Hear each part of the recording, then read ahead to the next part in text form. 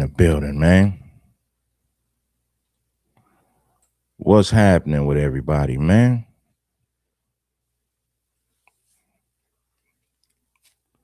Come on in and enjoy the show. Come enjoy it. What's good, everybody? We getting it together. I know you came to hear the word. The gospel, the truth.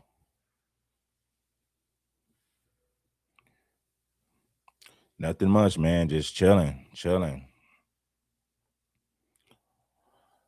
We here, man.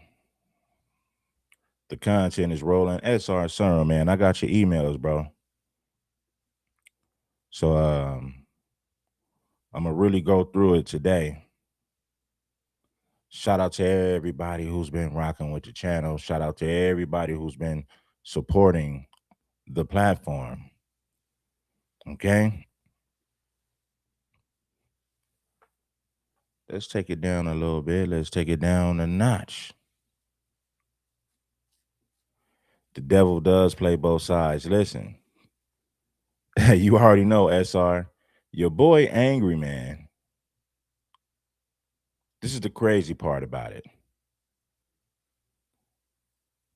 This is the crazy part about it. Um, this fool cursed somebody out in his chat room for pretty much telling the truth. For telling the truth. And I said this from the beginning. I said it from the beginning. I said Charleston is playing both sides. You can't take his word for nothing. He's playing the industry, trolling the industry, and he's doing a good job at it. See, Charleston White didn't come to the internet to pick a side. What he is this is what he is. He's a professional troll who's mastered the game. He's not here for morality. That's not what he's here for. He's going to do and say whatever he has to do to make money. Shout out to you, man. I appreciate that, man. You guys see what I do over here. But yeah, man, we got to do it. We got to do it. We going to get it, man. Everybody going to get their time to shine, man. And guess what? King Supreme finna kick the dough down. Yes, sir. Finna kick that dough down, man. And they can't stop it. But yeah, I appreciate that, man. To the real ones, man. Because you know what I do over here, man.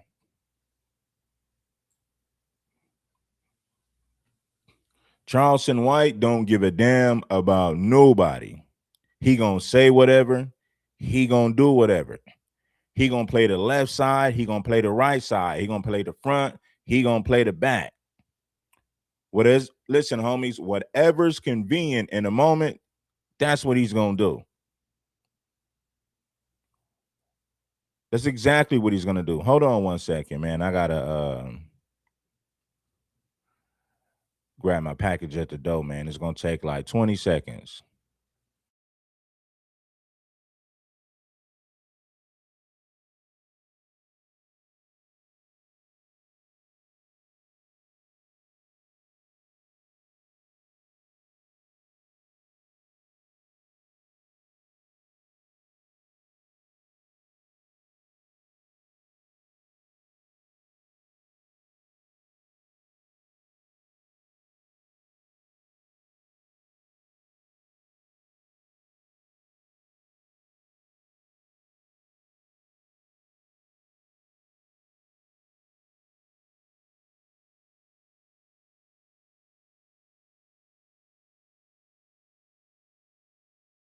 We back.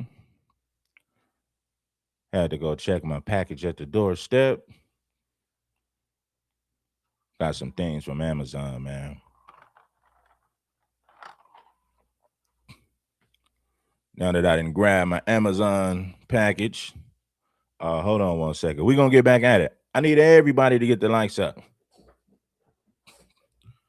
The whole Karmelo Anthony situation was a big old setup. And Charleston White is using the Karmelo. He's using the Karmelo Anthony situation to get his name out there, to push his name further, to be in the mix, to keep himself in the conversation, and to stay in the damn algorithm. Matter of fact, he wants to be boosted through the algorithm, and it's working. My thing is this. It's one thing to get money. That's cool to get money. But when you're willing to do and say anything for it, it's crazy. I mean, he's walking around with watermelon felon t-shirts on. I'm going to show y'all the video. Soon as we get up to, once we get to the 10-minute mark of the show, I'm going to really dive into the conversation. But I want you guys to get the likes up, man. 6 minutes into the show, when we hit the 10-minute mark, I'm going to start breaking things down. So get the likes up now. Bring out the chopper now. You know? But yeah, man. This fool got a website.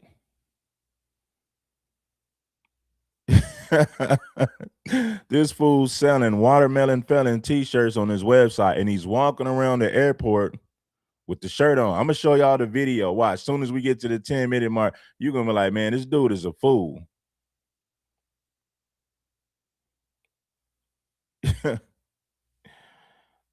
Watermelon felon t-shirts.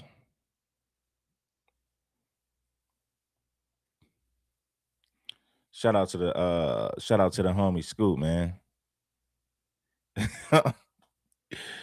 Okay. You know what? We're gonna start it now, man. And we ain't gonna wait, man. We're gonna start it now. Why not? Willie D exposed one of his defense attorneys from Karmelo Anthony case. Turns out that defense attorneys, hold on, it went up. Turns out that defense attorney helped white T nationalists who unallied a brother years ago. So that don't come, that's no surprise, man. They're gonna help their people. We look at it like, oh, white supremacists. They look at it like that's just one of our white buddies, one of our white brothers.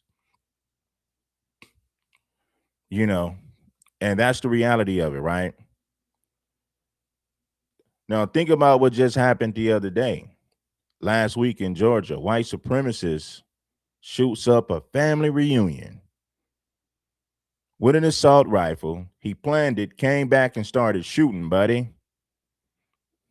Bullets whizzing everywhere. Pew, pew, pew, pew. This fool goes to jail for aggravated assault after he unloads a rifle at a family reunion. You got elderly people there. You got children there. And if I put my hands on somebody, let's say somebody was talking crazy and I put my hands on them and they was beat up and this individual calls the police, and let's say they catch up with me, I'll go to jail for aggravated assault. So basically what I'm saying is the white boy, he'll mess around and get probation and come home. Shit, matter of fact, he's out on bail right now. He's out on bail right now. He had a $5,000 bail.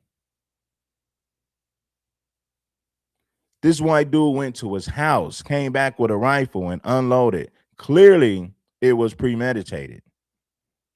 And he did a drive-by. He fired shots out of the window. And he gets arrested for aggravated assault. Now, you can't tell me that's not an attempt murder. Anyway, let's get into the clip.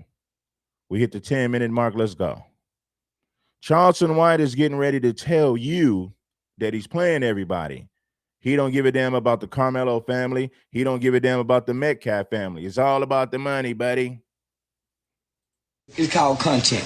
I gotta make content over for the Karmelo fans. Then I gotta make. It's called content. I gotta make content over. It's called content. I gotta make content over here for the Karmelo fans. Then I gotta make content over here for the Metcalf fans. Then I gotta make comment for the hate racist heart people. So I gotta make something for everybody. He don't know what he wanna do. I make something for everybody. I say Karmelo, I say Jeff, I say make something for everybody. So I got fans. So guess what? My views go up, my engagement go up. Now if I just stayed over here with Karmelo, I'm gonna lose people. I'm gonna lose people. Aiden Ross hate Charleston, he's a murderer. I can't have Aiden mad at me, that's my nephew. Then I got my other people over here. Man, you ride with the white folk, man. Listen, the white man came in peace and love at first. I was with him at first. Were you with the white man at first? Yeah. I came and got with the nigga. I satisfied everybody. Now it's time for me to make money off everybody I'm satisfied. Don't get mad, nigga. I'm finna have some free Karmelo shirts. I got the watermelon felon shirts for the Metcalf people. I'm finna have free Karmelo, no touchdown, no peace. I'm finna have them shirts for the post that want to beg for something. I got something for everybody. I swear to God I do. Everybody can get it. Anybody can get it. Everybody got it. This fool right here said he's gonna sell watermelon felon t-shirts. Then he gonna sell free Karmelo shirts. So basically what he's saying is, I'm gonna cater to the white supremacists and black people. I'm gonna do it at the same time and get my money. I ain't picking no sides. Matter of fact, I'm gonna play both sides to my advantage. I want y'all to hear that again. This dude is a fool, but guess what? It's working for him. I satisfied everybody. Now it's time for me to make money off everybody I'm satisfied. Don't get mad, nigga. I'm finna have some free Karmelo shirts. Love at first. I was with him at first. Were you with the white man at first? Yeah. I came and got with the nigga. I satisfied everybody. Now it's time for me to make money off everybody I'm satisfied. Don't get mad, nigga. I'm finna have some free Karmelo shirts. I got the watermelon felon shirts for the Metcalf people. I'm finna have free Karmelo, no touchdown, no peace. I'm finna have them shirts for the post that want to beg for something. I got something for everybody. I swear to God I do. Everybody can get it. Anybody can get it. Everybody got it. Anybody can get it. I got it for everybody. Anybody can get it. Anybody can get it. Anybody can get it. Everybody done got it so far. Everybody done got it. Karmelo. I'm gonna play that one more time and we're gonna move on. I want y'all to hear. It's called content. And the crazy part about it is Angry Man was arguing with people in his chat room, blocking people, cursing them out. Charleston said this, man, Charleston playing everybody. You really think those people are messed up because Charleston said so? Charleston found a way to capitalize off everybody. I'm gonna play on black people's pain. What is he doing? He cried on the phone with Anton Daniels. He preys on black people's pain. So he said, I'm gonna sell black people products, free Karmelo and all that, because I got them riled up. So black people gonna buy that. And I'm gonna go over here to the white man and tell him he's the greatest father. He's strong. Karmelo deserves to be in prison. I'm gonna say all of that to the white man. I'm gonna make watermelon felon t-shirts for the white folks. I'm gonna make free Karmelo t-shirts for the black folks. Hey man, this dude is a fool, man. It's called content. I gotta make content over here for the Karmelo fans. Then I gotta make content over here for the Metcalf fans. Then I gotta make comment for the hate racist heart people. So I gotta make something for everybody. He don't know what he wanna do. I make something for everybody. I say Karmelo, I say Jeff, I say make something for everybody. So I got fans. So guess what? My views go up, my engagement go up. Now if I just stayed over here with Karmelo, I'm gonna lose people. I'm gonna lose people. Aiden Ross hate Charleston, he's a murderer. I can't have Aiden mad at me, that's my nephew. Then I got my other people over here. Man, you ride with the white folk, man. Listen, the white man came in peace and love at first. I was with him at first. Were you with the white man at first? Yeah. I came and got with the nigga. I satisfied everybody. Now it's time for me to make money off everybody I'm satisfied. Don't get mad, nigga. I'm finna have some free Karmelo shirts. I got the watermelon felon shirts for the Metcalf people. I'm finna have free Karmelo, no touchdown, no peace. I'm finna have them shirts for the post Just want to beg for something. I got stuff for everybody. I swear to God I do. Everybody can get it. Anybody can get it. Everybody got it. Anybody can get it. I got it for everybody. Anybody can get it. Anybody can get it. Anybody can get it. Everybody done got it so far. Everybody done got it. Karmelo. See, I told you. Charleston is damn, I should have queued these videos. My bad. Keep forgetting to cue the video. Anyway, Charleston, look. There you go, look.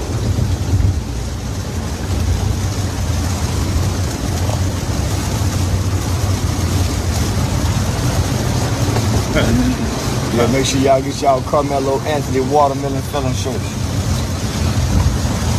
They can be purchased at www.therealcharlestonwhite.com. Again, you can get your watermelon felon Karmelo Anthony guilty murderer shirt at www.therealcharlestonwhite.com. Tune in.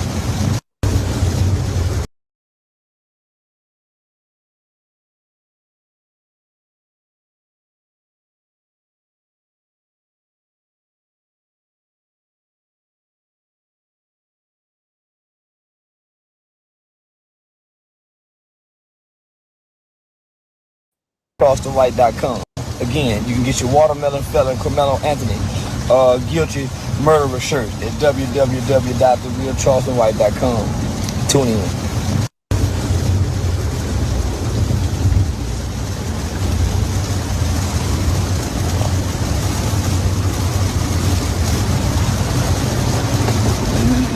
Yeah, make sure y'all get y'all Karmelo Anthony watermelon filling shirts. They can be purchased at www.therealcharlestonwhite.com. Again, you can get your watermelon felon Karmelo Anthony guilty murderer shirt at www.therealcharlestonwhite.com. Tune in. See, man, I told you, man. Now, what's crazy is none of those bozos on the Angry Man channel. Well, there's people. I'm pretty sure they will. He'll cuss them out. I had to think about that for a second. I said, "No, think about it. Think about it real quick, Red." I said, "No, he will, but he'll curse him out and block him." You gonna have people. They're gonna see this stream and they're gonna go to Angry Man's comment section and say, "I told you Charleston White was a double agent." You would say Charleston said this and Charleston said that. We told you Charleston was full of crap a long time ago. Angry Man was cursing people out in his chat because they said Charleston was a snake in so many words. I'm paraphrasing, but that's exactly what they were saying. And Angry Man would curse these people out and block them for telling the damn truth. I said the same thing a week ago. I said, listen, Charleston already knew the family. He been around them. So why would he turn on them now? It got something to do with money, homie. Now, I told you black people ain't ish. Charleston even said it. Even Charleston said the family ain't ish. Like, man, shut your dumb ass up. Charleston knew these people for a long time. All of a sudden, he switches up now. Aiden Ross got in his ear, said, Charleston, you still need to keep your white fans. If you keep supporting Karmelo, going hard for Karmelo, and you ain't showing no love to the white folks, you're going to lose some money. I might not be able to book these, I might not be able to book certain events for you, these comedy shows, the bread you getting. So if you want to keep all of that stuff rolling, get you some watermelon felon t-shirts, sell them to the white people, make a public apology to Jeff Metcalf, tell everybody that Karmelo's guilty, and everything will be all good. Business as usual. So what did Charleston White do? He started talking crazy about the family. He put out watermelon felon t-shirts. He's telling everybody that the Anthony family is misusing the money. He don't want to deal with them no more. Charleston White turned on those people overnight. And we all know what he did it for. Hit the like button. All right, let's go.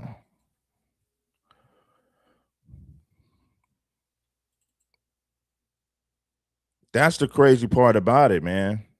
That's the crazy part about it, because we've been saying this. We've been saying, like, nah, bro. Charleston ain't no good. You know what I'm saying? Like this flip flop came fast. It came real fast. I mean, he turned on the family quick.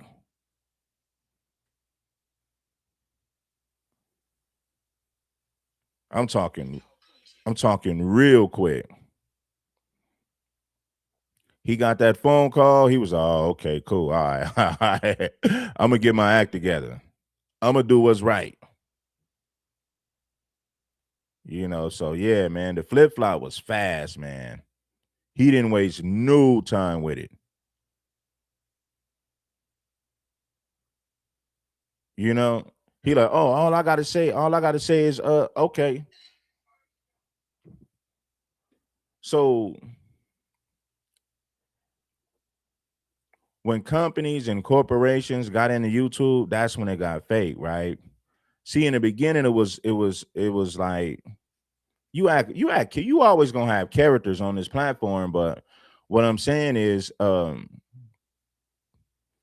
it was better now that you had these different corporations and companies and sponsors and things like that. People will say things just for money now. It's not necessarily real. So, like, let me give you an example. Look at a Sambo like Tampon or Angry Man. They can't hold white people accountable. That goes against the agreement. So you can give these people the evidence, like this is a Sambo. Look at what they're doing. They won't say nothing about white folks, but they talk about black people all day, right?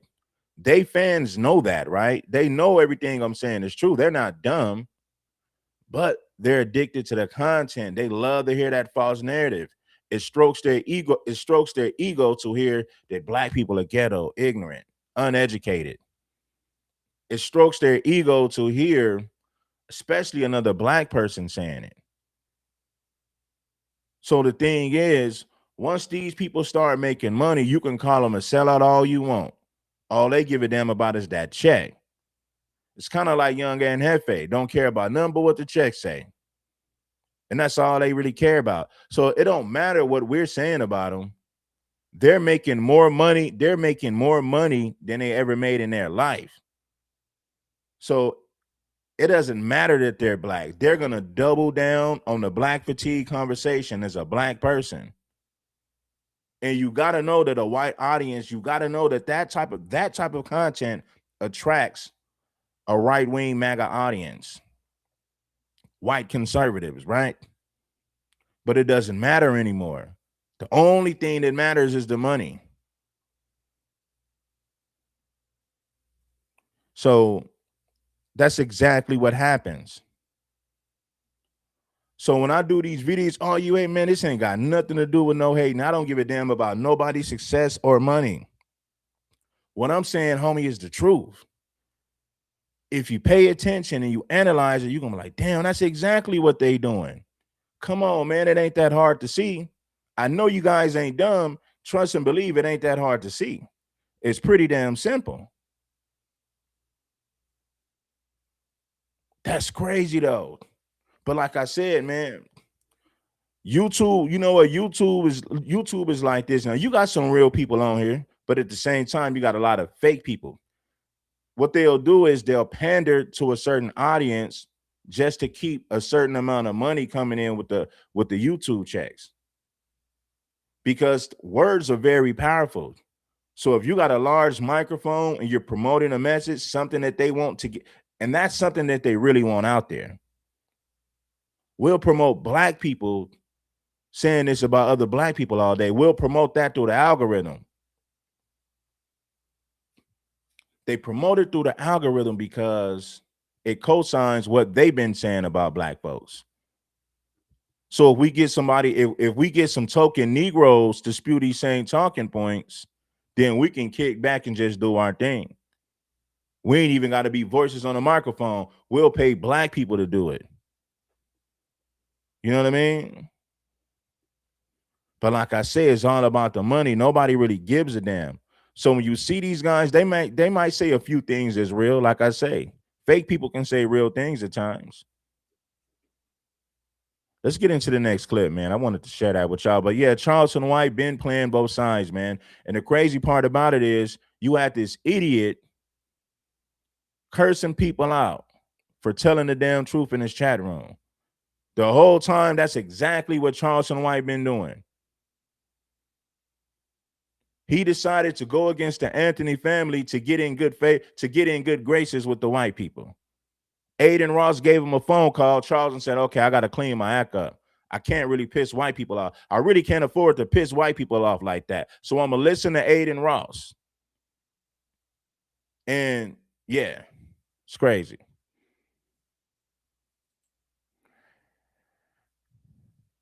Let's go right here. Or acquit a white murder in self-defense. Yes. Do you think that the 35 years felt like justice, though? What it should have never came to that, first of all. It should have never came to that, first of all. So you think he should have got off innocent of the charges that was brought on Karmelo Anthony? Let's go back, because you're putting the cart before the horse. Let's go back to the indictment from the grand jury. The grand jury decided Karmelo would be charged with murder. Who's on the grand jury, Loon? You don't know. It's a secret. I want you to see how white supremacy operates behind the scenes. You can't challenge the grand jury, Loon, because you don't even know who they are. Right. So the people who decided this 17-year-old would be charged with murder are complete secrets. And you and I both know they all white. Are you with me? So first, deal with the grand. Oh, that's crazy. So you don't even know who you're dealing with. I bet money Karmelo was being jumped. There's a reason. We know why they didn't show the tape. Let's convict this kid on first-degree murder when we really don't have the evidence to prove it. And we're not going to show the damn tape. We're not going to show the footage. You mean to tell me that the only piece of footage you got is that blurry little video? That's a bold-faced lie, because guess what? I don't give a damn that it's raining. People got their phones, so anytime there's an altercation, especially at a high school event, you know people going to be whipping out their phones recording it, because everybody got social media. Can you feel me? So I refuse to believe that that blurry video is the only video that's out there with this Karmelo Anthony situation. That's BS right there. Pure BS. We got video footage from the 1970s that look better than that. I've seen videos from 1975 that got more quality than that. And jury, him being charged with murder was a crime in and of itself. So what do you say about the event? Let me give you one more. You're moving too fast. Hold on. In Texas, if you're 17, you're automatically tried as an adult. Grand jury had no control over that. Are you with me? Yes. He was 17. He's automatically tried as an adult, but he doesn't automatically have to be indicted with murder. That could have been aggravated, right? Manslaughter. Right. There's a whole list of crimes they could have went with. So you're saying he should have been charged, just not with the first-degree murder or whatever. Was it first degree? He didn't have to be charged at all. So this could have been self-defense. A white young boy body drops, and you think he should not have been charged? The reason you labeled it a white boy is you're putting it within the context of the racism of American society. Let me flip it around for you, Loon. If two 210-pound football players, black football players, walk up to a 135-pound black boy, grab him by the hoodie, put him in a headlock, try to jump him and stomp him out, and that white boy unintentionally stabs him, or he falls onto the white boy's knife, which is what we believe happened. Okay? Austin fell onto Karmelo's knife trying to attack him because the knife is 3.5 inches. The cut was only 2. Loon, if I'm stabbing you, why am I going halfway with a knife blade that's only 3.5 inches?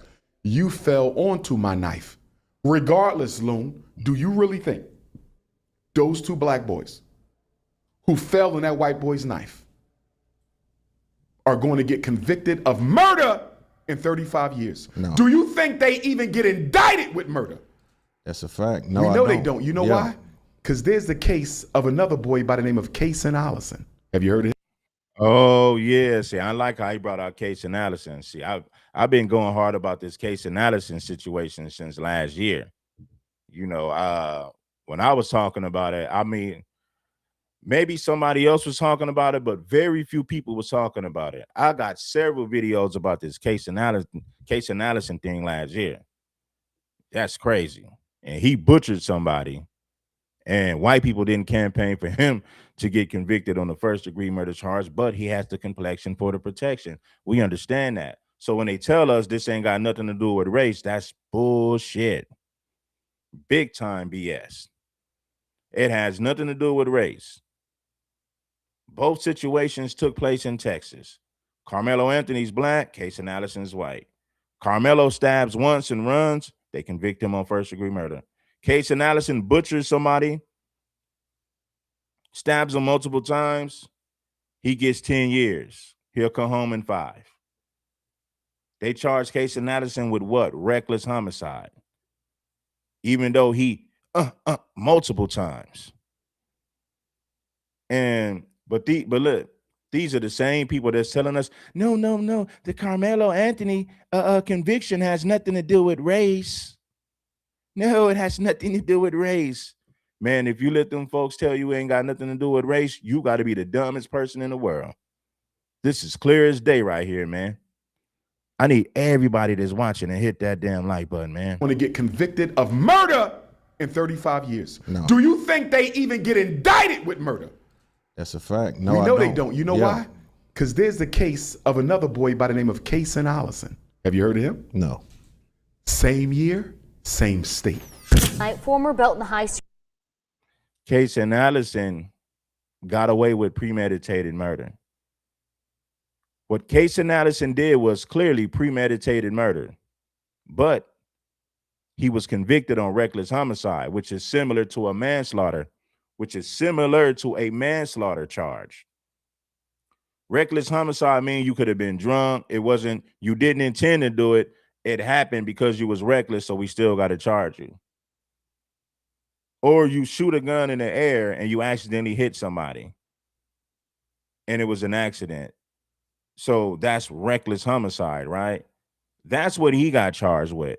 Clearly, the whole situation was premeditated murder, but Case Allison is white. He got the complexion for the protection. And you never heard white people campaign for him to get convicted on that first-degree murder charge, but he's white. Case Allison stabs multiple times, gets convicted of reckless homicide. Clearly, the whole situation was premeditated, and he got away with it. Case Allison will be home in 5 years. I need everybody to hit that like button. Boy by the name of Kason Allison. Have you heard of him? No. Same year, same state. Former Belton High student Kason Allison was sentenced today to the maximum 10 years in prison for the fatal stabbing of fellow student Joe Ramirez. This comes after a jury found Allison guilty of criminally negligent homicide, and a judge added a deadly weapon enhancement to his potential sentence. 6 News reporter Sydney Walker was in the courtroom for today's sentencing and has the latest.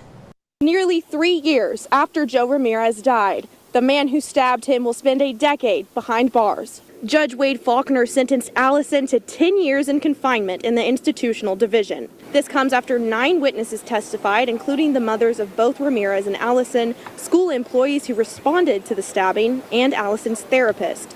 3 Belton ISD staff members described lasting trauma from that day: sleepless nights, anxiety, and PTSD.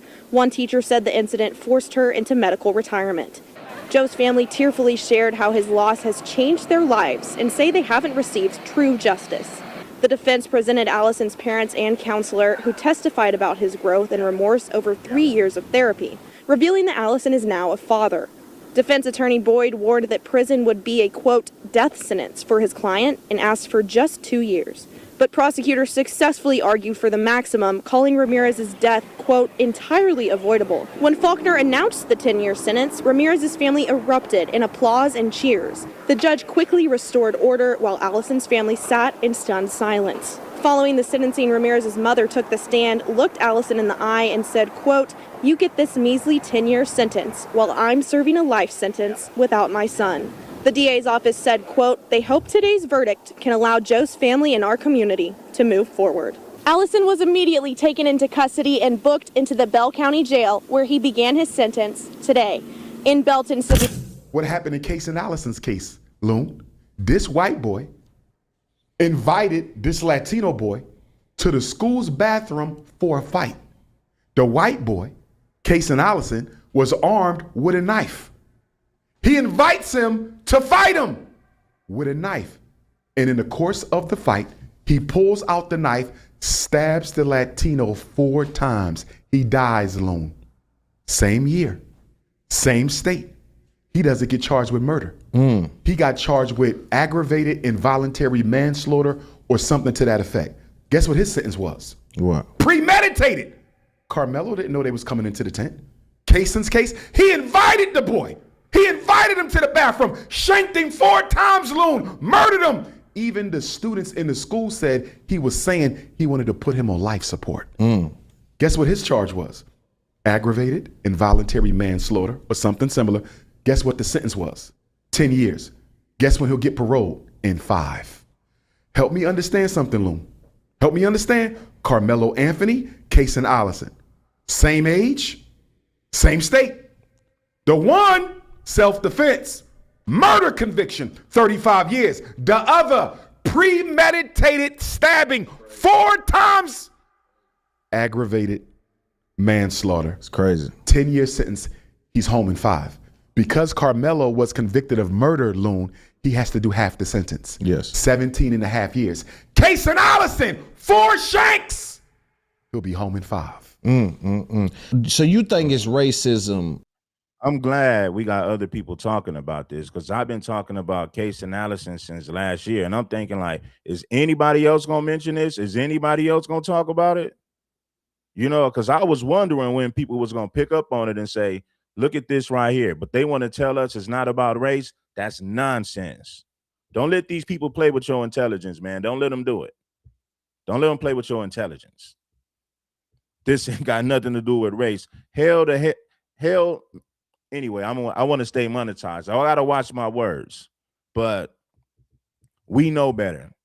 We got common sense.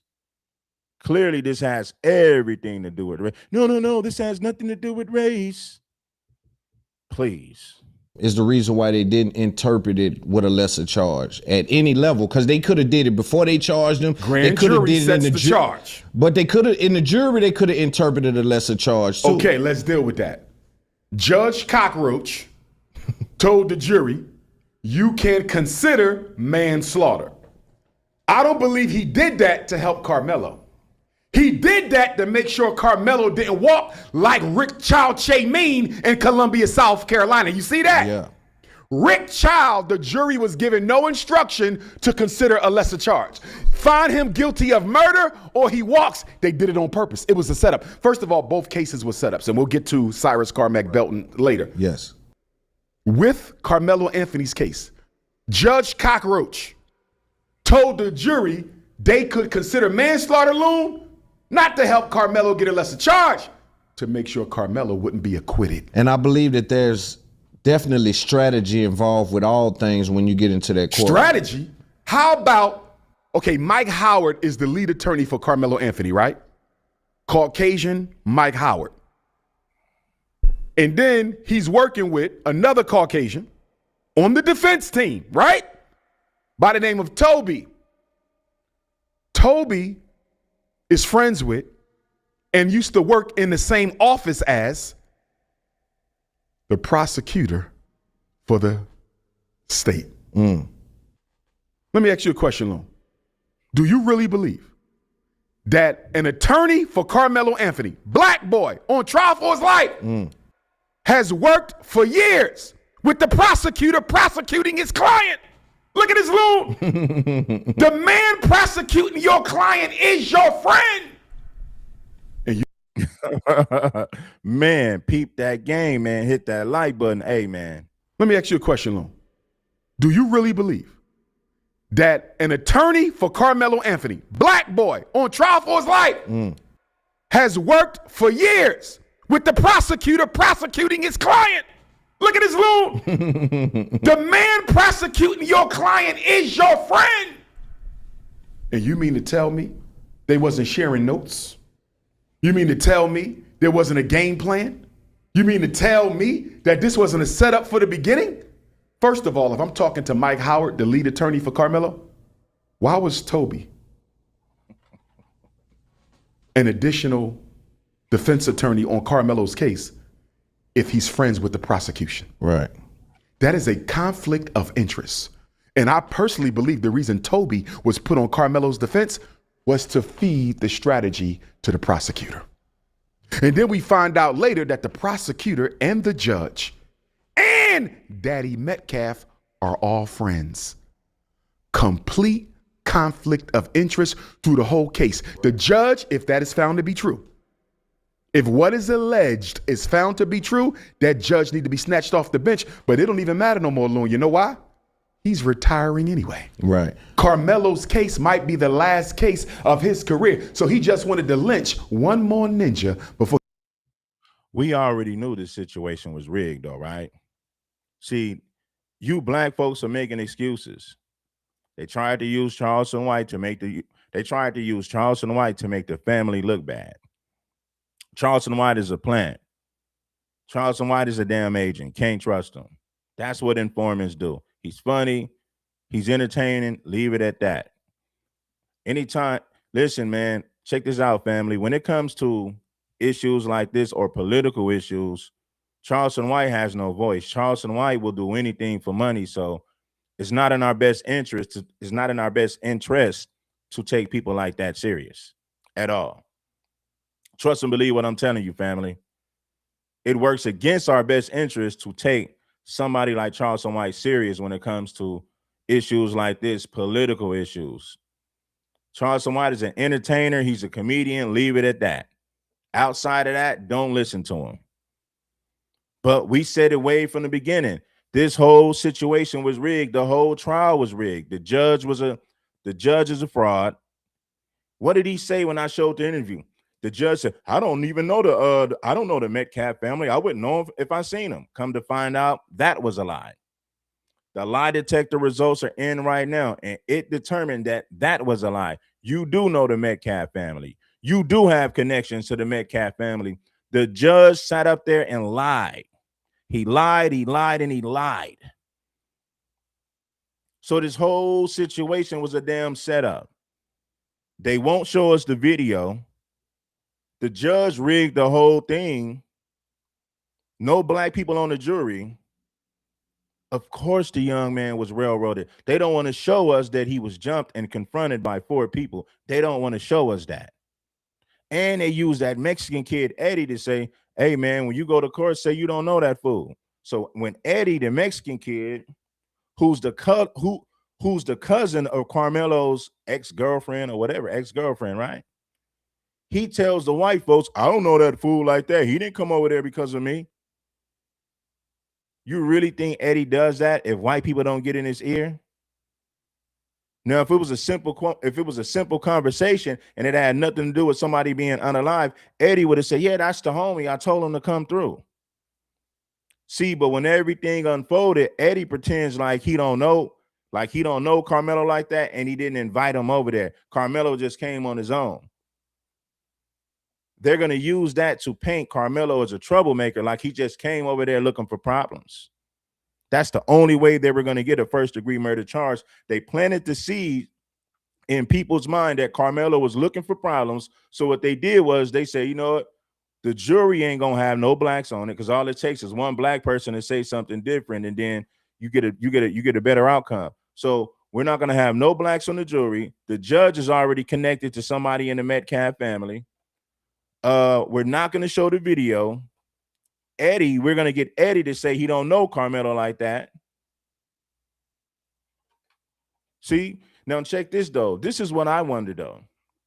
These are kids, so I'm pretty sure there was some type of communication, or maybe he seen Eddie on the spot and Eddie said, come through. Or did he text Eddie, or did they call each other? Did Karmelo say, hey man, you going to be at the track meet? Hey man, I'm going to pull up on you. And Eddie texts back, hey, yeah, just come to the tent, man. Is there text messages between Eddie and Karmelo? Who knows? But what I do know is Eddie was either paid or intimidated to flip-flop on Karmelo. When you get on the stand, tell everybody, man, I don't know that fool like that. So he flipped on Karmelo instantly. What did Charleston White do? When the white people got in his ear, flipped and said, you know what? I'm gonna make some watermelon felon t-shirts. So Charleston White did the same thing as Eddie. Once them white folks, once they started to apply pressure on Charleston and Eddie, they flip-flopped on Karmelo. Come on, homies, look at the pattern. We got common sense. Open your eyes. You can see. White folks got in Eddie's ear so that he will turn on Karmelo. They did the same thing to Charleston. You better go to court and say you don't know that fool like that. If what is alleged is found to be true, that judge need to be snatched off the bench, but it don't even matter no more, Loon. You know why? He's retiring anyway. Right. Karmelo's case might be the last case of his career. So he just wanted to lynch one more ninja before he goes into retirement. Okay, what do you say to people who say, just the way that you just reversed the roles and you gave that scenario in which I agree with, what do you say with people who reverse the roles the other way, saying that Metcalf is in a situation Karmelo is in? So you would want him to get life, but would you want Austin to get life? If Karmelo died, would you want Austin to get life? It would depend on even if the system said he wouldn't. Would Dr. Umar Johnson be using his platform to say that little boy should get life for what he done that night? One thing about us as African people, no matter how much hell we've caught in this world and in this country, we are inherently a just people. If those two black football players bully and try to gang stalk a smaller white football player, and that smaller white football player out of self-defense pulled out a knife, and that larger black football player bent down and grabbed him, and in so doing, stabbed himself because the blade was only 3.5 inches. He probably didn't even see it. Do I send that white boy to jail for the rest of his life? I do not. I do not. So Dr. Can Dr. Umar acquit a white boy of murder and self-defense? Yes. Absolutely, I can if the facts show that. Yeah, man, I want to hear that part again. And we're going to go to another clip right after this. There's a white man breaking this situation down too. We're going to go to that after this. But check it. They applied heavy pressure on Eddie to switch up his story and pretend like he don't know Karmelo like that. Charleston White flipped on him. Eddie flipped on him. That was very important, right? So, see, if Eddie gets on that stand, right? If Eddie gets on the stand and says that, yeah, Karmelo is my homie. He used to date my cousin. Yes, I told him to come over. If Eddie goes to court and say that, then that destroys their argument that Karmelo was just over there looking for problems and he really didn't know anybody. Let's say Karmelo didn't know anybody and he was just going to sit under the tent because it was raining. He was waiting for the rain to clear up. That still don't give Austin the right to physically remove him. If it was such a problem that Karmelo was sitting there, you go get somebody of authority like the coach or a security guard, right? You don't take matters in your own hand to put your hands on somebody and then say, hey, man, get up out of here because I say so. The Austin twins wanted to take matters in their own hand. They wanted to physically remove him. In other words, bully him like, hey, shake him up, get up out of here. And then, smack him, kick on him. You know how you did to little people? You smack them in the head and you kick them on the behind and you send them on their way. Karmelo said, no, I ain't going for none of that. You ain't gonna smack me across the head and kick me in the ass. I got something for you. Put your hands on me again. I got something. And that's exactly what happened, unfortunately. They're trying to paint the picture like Karmelo just woke up and said, you know what? I'm going to go to the track meet and pick a fight and stab somebody whack. I'm going to go to the track meet, pick a fight and stab somebody whack. Now you need to clip that right there. That's what we're going to do. Where we at right now? We at the 50-minute mark. I'm going to say it again. I'm going to go to the track meet, pick a fight, and stab somebody that's wide. they're making it seem like Karmelo woke up that morning with the intent to do exactly what I just said. I got a knife. I'm going to pick a fight and stab somebody that's white. Hey, man, these white folks are crazy. They're terrible. They'll remix it, they'll twist it, and then make it stick in the court of law. Fake eyewitnesses, liars. Case might be the last case of his career. So he just wanted to lynch one more ninja before he goes into retirement. Okay, what do you say to people who say, just the way that you just reversed the roles and you gave that scenario in which I agree with, what do you say with people who reverse the roles the other way, saying that Metcalf is in a situation Karmelo is in? So you would want him to get life, but would you want Austin to get life? If Karmelo died, would you want Austin to get life? It would depend on even if the system said he wouldn't. Would Dr. Umar Johnson be using his platform to say that little boy should get life for what he done that night? One thing about us as African people, no matter how much hell we've caught in this world and in this country, we are inherently a just people. If those two black football players bully and try to gang stalk a smaller white football player, and that smaller white football player, out of self-defense, pulled out a knife, and that larger black football player bent down and grabbed him, and in so doing, stabbed himself because the blade was only 3.5 inches. He probably didn't even see it. Do I send that white boy to jail for the rest of his life? I do not. I do not. So Dr. Can Dr. Umar acquit a white boy of murder and self-defense? Yes. Absolutely, I can if the facts show that. So that's cool right there. Now, I want you guys to listen to what this white guy had to say about this whole case. Now, we already know everything is about race. This country, the foundation of this country was built on race. White being superior and everybody at the bottom. This country was built on that. That's not me playing the victimhood mentality. It's the reality. There's data. I'm giving you historical facts. Ain't no damn victim. I'm just telling you, I'm just giving you the damn truth. See, that's what white people do. They'll gaslight, you're just playing the victim. No, I'm just telling the truth about history. Let's say my favorite team is the Sacramento Kings, the NBA. But they've been losing. They never won a championship. Me saying that the Sacramento Kings been losing ain't playing the victim. I'm just saying that, I'm just speaking the damn truth. So when we say that this country was built on white supremacy and racism, that's a historical fact. There's no way you can get around that. But white people want to shame you. Oh, well, you playing it, you pretending to be a victim. Slavery happened hundreds of years ago. White folks ain't racist like that no more. Yes, you are.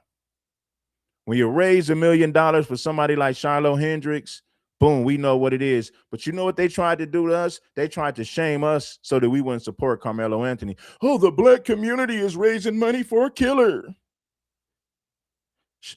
How dare these black people? And this country was built on white supremacy, but they want to shame us. They want to shame us so that we won't support Karmelo Anthony. They're misusing the money, and you're supporting a murderer.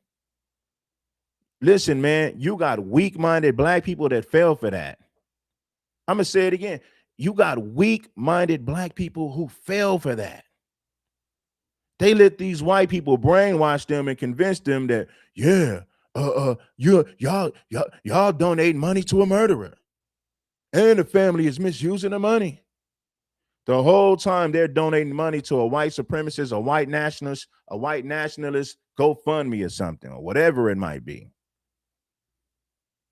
It's okay when they raise money for George Zimmerman. It's okay when they raise money for Daniel Penny. It's okay when they raise money for that white police officer who unalived Tamir Rice. See, you're not gonna stop them from supporting white supremacists. You're not gonna stop them from doing that. They're gonna support their people regardless. Chud the Builder, look at all the money they raised for Chud the Builder. Now, Chud the Builder has no bail. You can say, okay, there's some type of justice because he has no bail. But the thing is this: look at the money that white people raised for that. So what does that tell you? There's a ton of white people and people in general in this country who just don't like us. If a white supremacist can call you the N-word and they raise millions of dollars for this person or something close to $1 million, it shows you how many people hates foundational Black Americans, Blacks in general, but foundational Black Americans in particular. It shows you how much hatred is out there for us. They raised $1 million for this white woman, Shiloh Hendricks, and the only thing she's known for is calling a child the N-word. If that don't tell you something, foundation, I don't know what will. Anyway, man, let's go to the next clip. I had to break that down, man. That had to be said. It had to be said. Check this out right here. I want y'all to hear what this guy had to say. My bad for not queuing this stuff up. Anthony sentenced to 35 years in prison after being found guilty. TMZ posts this picture of him going to prison, and it doesn't take long to see America's racism show up. The very first comment I read is, he won't be going to other people's tent no more. I respond by saying, well, Austin won't be putting his hands on other people's children anymore. Now, me personally, I don't want to go low. I love compassion and empathy. But if you want to go low, I will meet you in the trenches. Comments, general population's gonna love you, laughing. I wonder if he's pregnant yet. I read other comments talking about he's not gonna get chitlins anymore. He's not gonna get fried chicken and watermelon. Your typical, stereotypical racism in America. I believe what happened was a tragedy. 2 young men lost their life that day. But I still stand on the fact that Karmelo Anthony did not stand a chance because of his race. And yes, racism played a huge part in it. The United States Constitution gives us a right to a speedy trial to be judged by a jury of our peers. Well, Karmelo Anthony had an all-white jury and they dismissed every black juror. Why does that matter? Because you have to understand the historical context of our criminal justice system. The 13th Amendment was the abolishment of slavery except when punishment for a crime. Meaning that crime became the legalized loophole for slavery. Slavery can be legal as long as we label people criminal. So for young black defendants in the United States of America, they are not afforded the presumption of innocence. Their fear is never reasonable. Karmelo Anthony's experience is not worthy of validation. His story not to be believed. In fact, every action that Karmelo Anthony took was viewed through the lens of suspicion because his very existence is suspicious to racist white America. Why did Karmelo Anthony carry a knife? Why didn't he just get up and walk away? Why was he in other people's tent? He didn't ask the questions like, why did Austin Metcalf greet him with hostility? Why didn't Austin Metcalf extend grace and kindness to him? Why didn't he offer him some water or a Gatorade and an opportunity for refuge to get out of the rain? Why did Austin Metcalf find it necessary to feel like he was the authority, that he was the gatekeeper of a tent? Why didn't he go to the authorities, to a coach? And most importantly, why didn't Austin Metcalf keep his hands to himself? Why did he put his hands on other people's children? Why did he believe that he could act with impunity? Why did he think that he was entitled to tell other people what to do? Again, Karmelo Anthony never stood a chance. Not then and not today. Every single one of those eyewitnesses were very good friends of Austin Metcalf. Every single one of them testified that Austin Metcalf is our leader. He is always protecting us, was the exact words that they testified. Protecting you from what? Why does Austin Metcalf need to protect you? He's your peer. He is not your parent. He is not an authority figure in your life unless you've made him one. Unless you've made him feel empowered and entitled to do exactly what he did to Karmelo Anthony that day. Completely understand why Karmelo Anthony would have been in such fear. Knowing the historical context of what it's like to be black in America, understanding our criminal justice system, and also seeing the crowd that he was dealing with on that day. Why did the defense team not put him on the stand? You don't put defendants on the stand when they can self-incriminate. We know that he did it. We know that he did it. He admitted to doing it. But let us humanize him and see the why, the motive as to why he did it. Understand that it was a split-second decision, that white America always gets deference in those situations. The Daniel Pennies, the police brutality cases in which cops are always given deference in split-second decisions in which they fear for their life. that same deference wasn't given to Karmelo Anthony. Not like he had a lengthy criminal record that the prosecution could have exposed or used against him. He was a straight A student. He was a son. He was a teammate. He was a friend. The biggest reason why I say you should not have convicted of murder is because you need malicious intent to prove murder. The element of malice, a forethought malice, meaning that he went there with the intent to kill somebody, or that he had reckless disregard for human life. There was one stab. It was probably a get up off of me stab. He didn't stab him multiple times like a crime of passion. He didn't stab any of the other kids underneath that tent. The very most, they could have said manslaughter, but I still believed he was innocent because he was not the aggressor. He did not strike Austin first. Just like we saw in South Carolina when the store owner, Rick Chow, chased Cyrus down, the 14-year-old boy, 130 yards and shot him in the back and then was found not guilty. Kyle Rittenhouse went across state lines with an assault rifle to a place that we know had heightened emotions and tension. Karmelo Anthony been any one of them, he would have been an American hero invited to the White House. Whoa, now that was deep right there, man. That was deep. We already know that was like a get up off me type of stab. That wasn't like I'm trying to butcher you. The only thing is it hit the wrong spot. And, unfortunately, it took Austin's life. But it's not like Karmelo was trying to butcher the kid, or no, it wasn't like that. But white people painted the picture like it was premeditated, right? Because he's a young black kid and they want to railroad him. They want to make an example. And that's exactly what they did.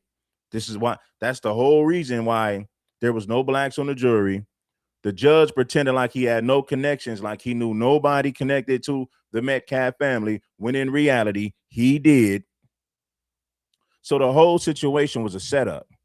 It's easy for us to just sit back and watch the play, and you're like, damn, man, they set this up, man. All those people out there, and the only video you give us is that raggedy ass black and white footage. Everybody out there got camera phones, and that's the only footage you got. And on top of that, you knew, listen, I realized this was going to be bad. This is when I realized this whole situation was going to be bad. When the trial started, well, matter of fact, not even when the trial started, I'm thinking like, well, where's the video? Before the trial started, they should have showed the video. The video would have exonerated Karmelo Anthony. That's why they're not showing us the video. They want us to take their word for it so that they can railroad this kid. Because that's exactly what he is.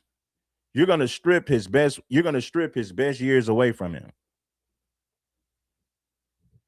When you look at the case analysis situation, and you look at the Karmelo situation, there's similarities, but there's a big difference. Both of these situations took place in Texas. Karmelo stabs once and runs off. He gets convicted of first-degree murder.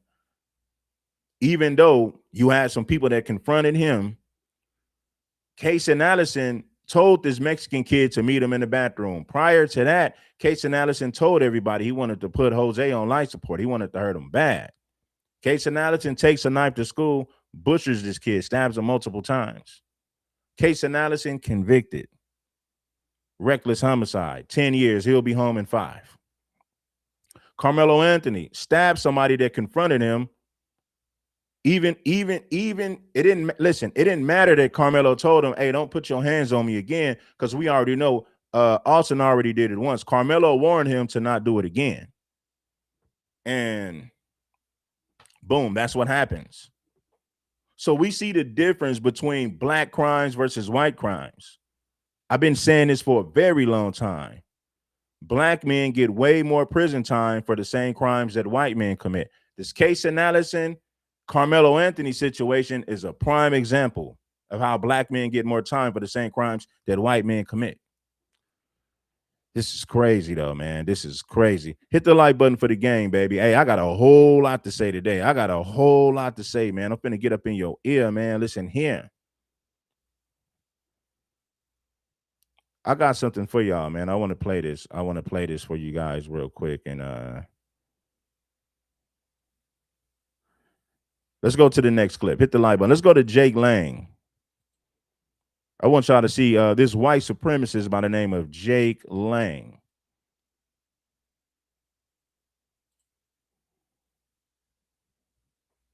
Getting new details obtained exclusively by CBS Texas. Court documents revealing that a prominent right-wing activist has been charged with making a terroristic threat to allegedly kill Karmelo Anthony. Jake Lang spent 4 years in prison for the January 6th attack on the U.S. Capitol. Our J.D. Miles with the exclusive new details from the Collin County Courthouse. We reported on this arrest last week, but up until now, it hasn't been revealed what led to it. Jake Lang was out here earlier this month with hundreds of other demonstrators. We learned today from court documents he was reportedly recorded on a live stream video saying that he was going to kill Karmelo Anthony with a gunshot to the head. Fix your culture! Fix your culture! These are some of the videos that show right-wing activist Jake Lang confronting supporters of Karmelo Anthony outside the Collin County He got Court. a White Lives Matter poster with Charlie Kirk on it, and a white person did it. He blaming us for it. That's why white men was out there saying, white men fight back, white men fight back. We had nothing to do with Charlie Kirk. Fight back against your own people. Fix your culture, fix your culture. Court documents, he was reportedly recorded on a live stream video saying that he was going to kill Karmelo Anthony with a gunshot to the head. Fix your culture! Fix your culture! These are some of the videos that show right-wing activist Jake Lang confronting supporters of Karmelo Anthony outside the Collin County Courthouse on the first day of testimony in Anthony's murder trial. It was on that day, June 4th, when authorities say Lang was recorded on video saying to someone, "He won't be playing basketball. I will be waiting outside this courthouse." Guess what? Headshot done. Authorities say an unidentified individual responded, "So you going to kill Karmelo Anthony?" To which Lang reportedly answered, "Yes, yes, I will." The Texas Fusion Center, which was covertly monitoring the courthouse for threats, along with social media and live streams, used facial recognition technology to identify Jake Lang as the person on the video making the threat to Anthony's life. The 31-year-old from Florida was arrested while trying to leave the state and has been in the Collin County Jail with a $1 million bond, charged with making a terroristic threat.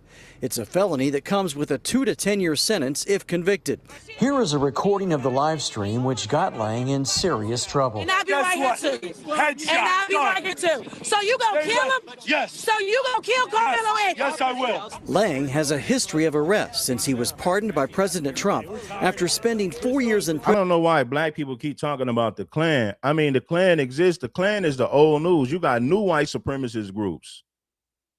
You got new white supremacist groups that are more militant, that are more like, keep in mind, we had old school black gangs, then it evolved into the Bloods and Crips. So when everybody thinks about racism, the first thing they say is the Klan. The Klan is outdated, homie. They got tons of white nationalists and white supremacist groups, the White Knights.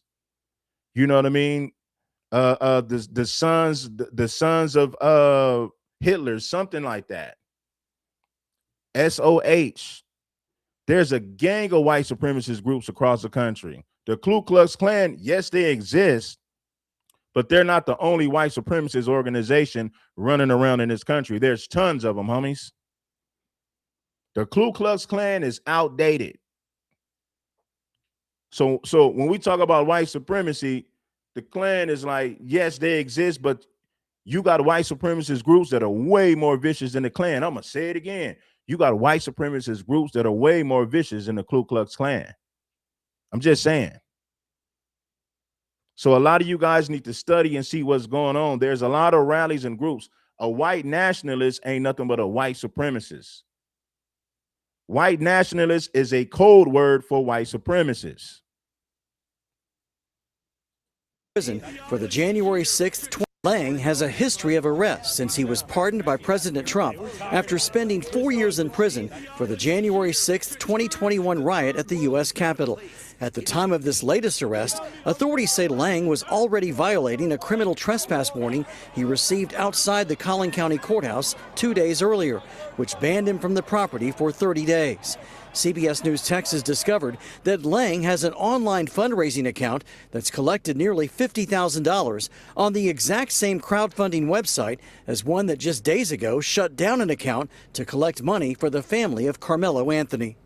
Lang is scheduled to appear for a bond hearing tomorrow in the same court in front of the same judge, John Roach Jr., who presided over the Karmelo Anthony murder trial. All right. Where you at? Where you at? So now that you guys understand what's going on, oh man, we could we could really do this.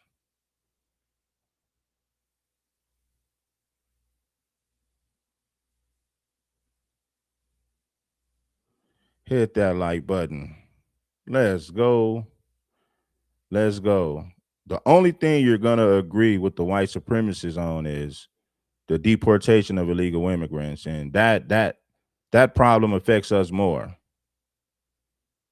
So you get it. Hit the like button if you haven't already. Hey man, we are heavy in the game with it. But I appreciate everybody for pulling up on this one. Shout out to, let me give we only got like 3 people on the Cash App, man. Let's get some more people to bless that like button. Shout out to Audrey. Shout out to Steven. I appreciate it. As long as you ain't Steven from Django. Shout out to Steven for the 20. Shout out to Audrey for the 25. Shout out to Tracy for the 15. Let's get it. Hey, man, let's get it right. There's only one way to do it, man. We got to get it right. It's the only way we can do it. Show some love. Show some damn love to the content. Get the likes up. Are you serious? Yeah, man, I'm straight serious with it. But like I said, they tried their best to convince us that the black community, you guys are supporting a murderer. You guys are supporting a killer. The family is misusing the money. They came with all this slander towards the Anthony family to manipulate black people to manipulate black people into so that they'll stop supporting them financially. They tried to cut off the water faucet, in so many words, to make a long story short. That's exactly what, let's cut off the water faucet, tell everybody that, oh, y'all need to start supporting this murderer. The whole time they're supporting and sending millions to white supremacists. But they're going to tell you that you ain't got no damn business supporting your own people in their time of need at that. If these people ever needed help, they need help now. I don't give a damn about what they do with the rest of the money. As long as they get Karmelo an attorney, listen, this whole situation was rigged. Yes, they could have did it. Yes, the family could have did a better job, but guess what? We're not the people that's living it. Stress, emotions, all mixed together. Sometimes that will knock you off of your focus. You can't think straight. A lot of people can't handle no pressure like that. So it's easy for us to say what they should have been doing. We're not the ones that's dealing with the turmoil. We're not the ones that's dealing with the day-to-day stress of having a child locked up fighting for his life. You're not waking up every day dealing with that stress. So it's easy for you to say what this person should have did, what they should have did. They could easily look at your life and tell you what you need to be doing. So the easiest thing for us to do is to point the finger and tell somebody what they should be doing, but we've never been in that situation before. You've never been in a situation even close to that. So it's easy for you to say what somebody should be doing. We don't know how you handle things. You might crack under pressure in 5 days. You really don't know. You ain't never been under that much stress. You ain't never been under that much pressure. So a lot of people just be talking. Man, if it was me, man, I would have maybe so, maybe not. We don't know. Hit the like button, man, and support the show. It is your boy, King Supreme. Let's get it. Are you ready?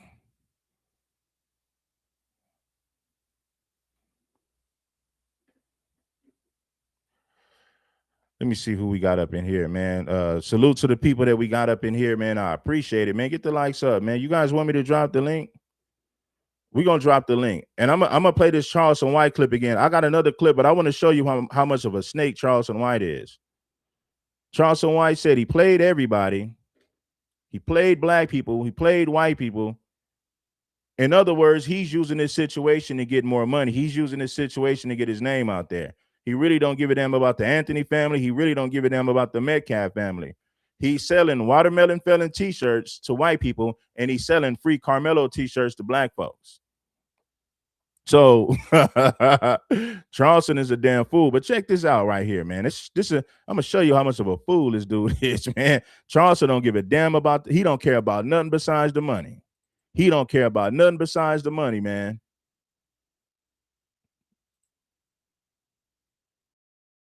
It's called content. I gotta make content over here for the Karmelo fans. Then I gotta make content over here for the Metcalf fans. Then I gotta make comment for the hate race. It's called content. I gotta make content over here for the Karmelo fans. Then I gotta make content over here for the Metcalf fans. Then I gotta make comment for the hate racist heart people. So I gotta make something for everybody. He don't know what he wanna do. I make something for everybody. I say Karmelo, I say Jeff, I say I make something for everybody. So I got fans. So guess what? My views go up, my engagement go up. Now if I just stayed over here with Karmelo, I'm gonna lose people. I'm gonna lose people. Aiden Ross hate Charleston, he's a murderer. I can't have Aiden mad at me, that's my nephew. Then I got my other people over here. Man, you ride with the white folk, man. Listen, the white man came in peace and love at first. I was with him at first. Were you with the white man at first? Yeah. I came and got with the nigga. I satisfied everybody. Now it's time for me to make money off everybody I'm satisfied. Don't get mad, nigga. I'm finna have some free Karmelo shirts. I got the watermelon felon shirts for the Metcalf people. I'm finna have free Karmelo, no justice, no peace. I'm finna have them shirts for the post that want to beg for something. I got something for everybody. I swear to God I do. Everybody can get it. Anybody can get it. Everybody got it. Anybody can get it. I got it for everybody. Anybody can get it. Anybody can get it. Anybody can get it. Everybody done got it so far. Everybody done got it. Karmelo. Let me find this next clip. I'm gonna play this one more time because I gotta find this clip that I want y'all to see. Yeah, so he told you that he played everybody. He said, man, I'm playing everybody. You know, I got t-shirts for the white folks and for the black folks. I have no loyalty. I have no loyalty to anybody. It's all about the money. And I'm gonna do and say anything to get it. That's the mentality of Charleston. It's called content. I gotta make content over here for the Karmelo fans. Then I gotta make content over here for the Metcalf fans. Then I gotta make comment for the hate racist heart people. So I gotta make something for everybody. He don't know what he wanna do. I make something for everybody. I say Karmelo, I say Jeff, I say I make something for everybody. So I got fans. So guess what? My views go up, my engagement go up. Now if I just stayed over here with Karmelo, I'm gonna lose people. I'm gonna lose people. Aiden Ross hate Charleston, he's a murderer. I can't have Aiden mad at me, that's my nephew. Then I got my other people over here. Man, you ride with the white folk, man. Listen, the white man came in peace and love at first. I was with him at first. Were you with the white man at first? Yeah. I came and got with the nigga. I satisfied everybody. Now it's time for me to make money off everybody I'm satisfied. Don't get mad, nigga. I'm finna have some free Karmelo shirts. I got the watermelon felon shirts for the Metcalf people. I'm finna have free Karmelo, no justice, no peace. I'm finna have them shirts for the post that want to beg for something. I got something for everybody. I swear to God I do. Everybody can get it. Anybody can get it. Everybody got it. Anybody can get it. I got it for everybody. Anybody can get it. Anybody can get it.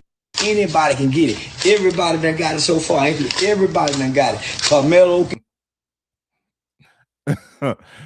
Watch this though. I told you, man. An angry man was, think about this, man. Angry man was cussing people out because they said that that Charleston was playing everybody. Because Charleston said this about the family. I said, Charleston been around this family for a whole year. Now all of a sudden he switches up on them.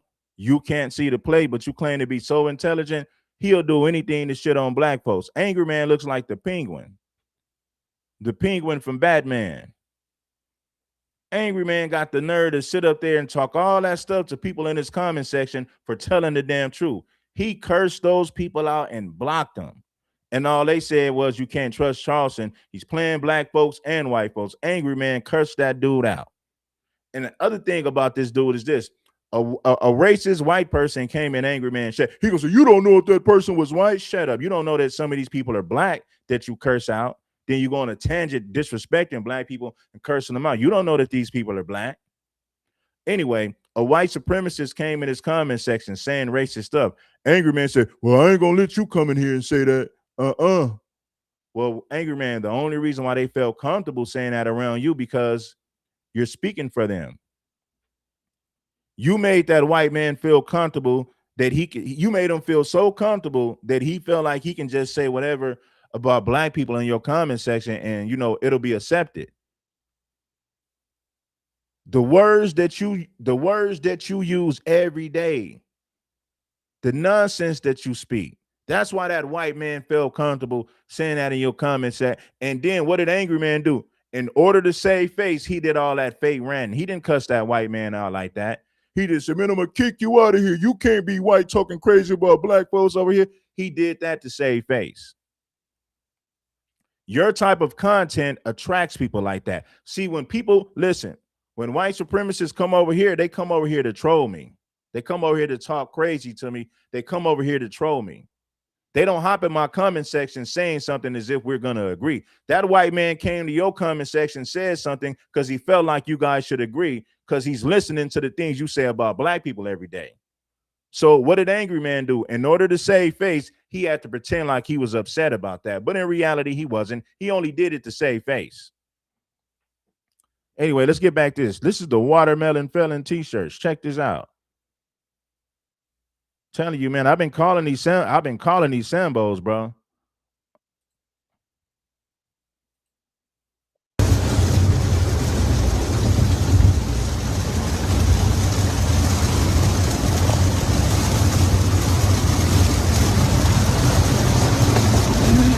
Yeah, make sure y'all get y'all Karmelo Anthony Watermelon Felon shirts.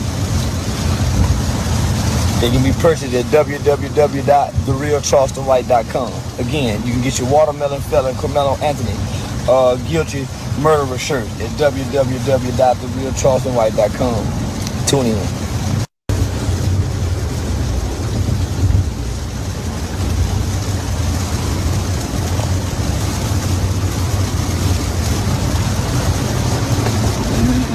Yeah, make sure y'all get y'all Karmelo Anthony Watermelon Felon shirts.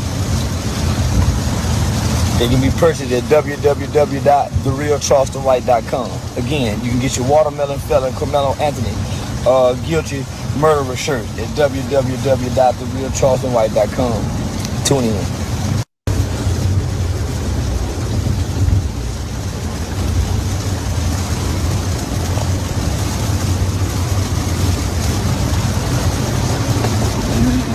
Yeah, make sure y'all get y'all Karmelo Anthony Watermelon Felon shirts. They can be purchased at www.therealcharlestonwhite.com. Again, you can get your Watermelon Felon Karmelo Anthony guilty murderer shirt at www.therealcharlestonwhite.com. Tune in. Some of you guys just stepped in. I got to play this again for you because y'all thought it was a joke. It's called content. I gotta make content over here for the Karmelo fans. Then I gotta make content over here for the Metcalf fans. Then I gotta make comment for the hate. It's called content. I gotta make content over here for the Karmelo fans. Then I gotta make content over here for the Metcalf fans. Then I gotta make comment for the hate racist heart people. So I gotta make something for everybody. He don't know what he wanna do. I make something for everybody. I say Karmelo, I say Jeff, I say make something for everybody. So I got fans. So guess what? My views go up, my engagement go up. Now if I just stayed over here with Karmelo, I'm gonna lose people. Aiden Ross hate Charleston, he's a murderer. I can't have Aiden mad at me, that's my nephew. Then I got my other people over here. Man, you ride with the white folk, man. Listen, the white man came in peace and love at first. I was with him at first. Were you with the white man at first? Yeah. I came and got with the nigga. I satisfied everybody.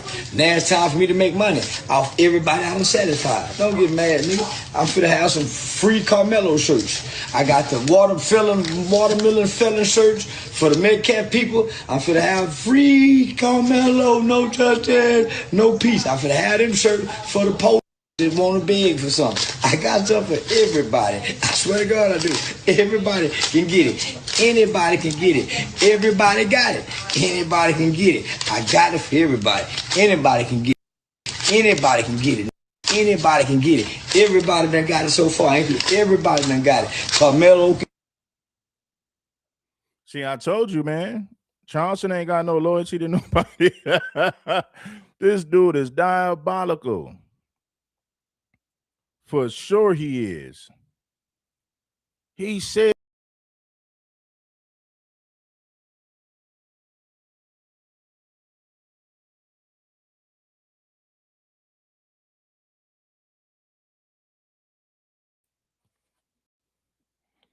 Charleston, listen. Charleston said he gonna sell watermelon felon to white folk, and he gonna sell free Karmelo to black folk. The man is oh man.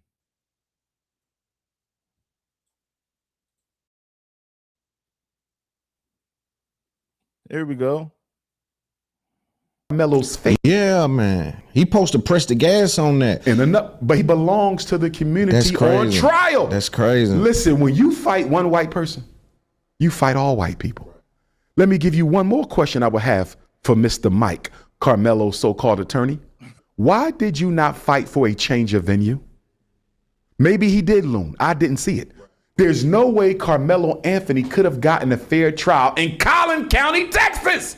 Why wasn't this case moved to another county so Karmelo could get a fair trial? You can't charge him in the same county where the situation took place. Right. The lawyer was incompetent. I didn't understand it. Because he was working for the opposition. This was an inside job. And I'm glad the family is appealing the verdict, though. I want to say this to the family, and I love them, mom, dad. Karmelo was dating a bunny. Salsa bunny, I believe. Rice bunny, it's a bunny. Salsa bunny, rice bunny, and snow bunnies. He said a bunny, basically a non-black woman. So we got salsa bunnies, snow bunnies, and rice bunnies. Rice bunny is an Asian. Salsa bunny is a Latina. And everybody know what the hell a snow bunny is, man. This dude is funny, but hey, shout out to Dr. Umar for this one. Let's get back to it. We're going to talk about this jury. Loon, I would have played up that jury situation so big because the jury decided Karmelo's fate. Yeah, man. He supposed to press the gas on that. But he belongs to the community on trial. That's crazy. Listen, when you fight one white person, you fight all white people. Let me give you one more question I would have for Mr. Mike, Karmelo's so-called attorney. Why did you not fight for a change of venue? Maybe he did, Loon. I didn't see it. There's no way Karmelo Anthony could have gotten a fair trial in Collin County, Texas. Why wasn't this case moved to another county so Karmelo could get a fair trial? You can't charge him in the same county where the situation took place. Right. The lawyer was incompetent. I didn't understand it. Because he was working for the opposition. This was an inside job. And I'm glad the family is appealing the verdict, though. I want to say this to the family, and I love them, mom, dad. Karmelo was dating a bunny. Salsa bunny, I believe. Rice bunny, it's a bunny. I need them to tell their son, you cannot communicate with her as we go through this retrial. Do you know why, Loon? They'll flip her. No. Who was the mystery witness that could have exonerated Karmelo and instead turned it to Karmelo's Judas? Eddie Parra. Remember him? Yes. Who was Eddie Parra? Karmelo's girlfriend's play cousin. Eddie invited Karmelo under the tent. Judas and the Black Messiah. Judas and the Black Messiah. Eddie Parra, mixed race, black, Asian, or black, Latino. Either way, his mom not black, right? He invited Karmelo under the tent. He's play cousin to Karmelo's girlfriend. Right. Well, play cousin, right? Maybe not real cousin. They said a play cousin. I don't know. But anyway, let's get back into it. Get the likes up for your boy. Get us in the algorithm. And if you really appreciate the content, bless the damn Cash App, man. Foundation, wake up. It's time to. So I'm telling Karmelo Anthony's mom and dad, tell Karmelo he cannot communicate with his girlfriend because the witness who stood on the side of the twins' loom, he did not stand up for Karmelo on that bench. He stood up for the white twins. He lied under oath and said him and Karmelo were not friends. And then the defense attorney cross-examined him and said, "You've been in his house? Yeah. Y'all done played sports together. Y'all done went on dates together. Y'all done won." He tried to say he didn't even know this boy. Right. Yeah. He tried to separate And this himself. is the girlfriend's play cousin. Guess what, Loon? Karmelo needs to understand something. She ain't your girlfriend no more. I'm not saying she did nothing wrong. I'm saying we cannot risk you being legally lynched again because you pillow talking on prison phones. Dr. Umar is right. He can't afford to talk to her because when you get the pillow talking, you get to saying things that you ain't got no business saying. Now, I know when you go to prison, you want a woman, right? It's kind of be hard because now you can say, because think about it, you in prison, you want a woman. You get married, I don't know how to do in Texas, you can get conjugal visits. I seen a bunch of dudes in prison who had fat wives coming up to see him putting that bread on them books, man. You say, damn, you know, such and such woman fat as hell. Hey, he getting boxed. She putting bread on the books. So a lot of cats just like they'll just get them a fat woman. You see what I'm saying? Now in Karmelo Anthony's situation, hell yeah, she coming, she putting bread on the books, she picking up the phone. I'm buying. I got commissary. I got a cell phone. I'm living good. The only difference is I'm in prison. But I'm making prison as comfortable as possible. I'm going to say it again. I'm going to make prison as comfortable as possible. I'm getting my bread. We in California. I got a TV in my cell. I got all my different snacks and stuff. I'm eating good. So I'm going to make prison as comfortable as possible. You see what I'm saying? That's how you program when you get locked up to keep your mind off of things. You read you some books, you work out, you get you a woman, she riding you, she coming to see you. All of that stuff is going to help you to get through that bid. Because when you ain't got no support, you in there stressing out, homie. Ain't nobody picking up the phone. You ain't got no money on your books. You're serving hard time. You got a woman that's supporting you. You marry her so you can get conjugal visits, so you can clap some cheeks. So yeah, man, listen, homie, you gonna make the best out of prison. But see, here's the catch though. We don't know what side of the fence Karmelo girlfriend is playing. But at the same time, homie, it ain't worth the risk. You know how many women would want to get with Karmelo? He can start a watermelon felon. Listen, I'm telling you, homies, he can start a watermelon felon campaign. Who want to be my wife? You see what I'm saying? You know how many sexy women gonna line up to be Karmelo's wife? Then you can get, I don't know how they do it in Texas, but in California, you get the conjugal visits where you get the little trailer, your wife comes see you every other, maybe once a month, twice a month or whatever. She come up there, she give it to you. You dig what I'm saying? That's how you make the best of prison. So, Karmelo, you can't trust old girl, right? Go on a campaign, tell women, hey, who want to get with the watermelon felon? They gonna send you money, they gonna visit you, and don't talk about your case. Don't say nothing about your case. Don't say nothing to none of those broads. Just keep it macking. Get into some cheek clapping and make the best of your prison time until they file an appeal, until they file that damn appeal to get your ass up out of prison, to get you up out of that jail cell, that prison cell. Anyway, man, let's get back to the content. With a girl, because the witness who stood on the side of the twins' loom, he did not stand up for Karmelo on that bench. He stood up for the white twins.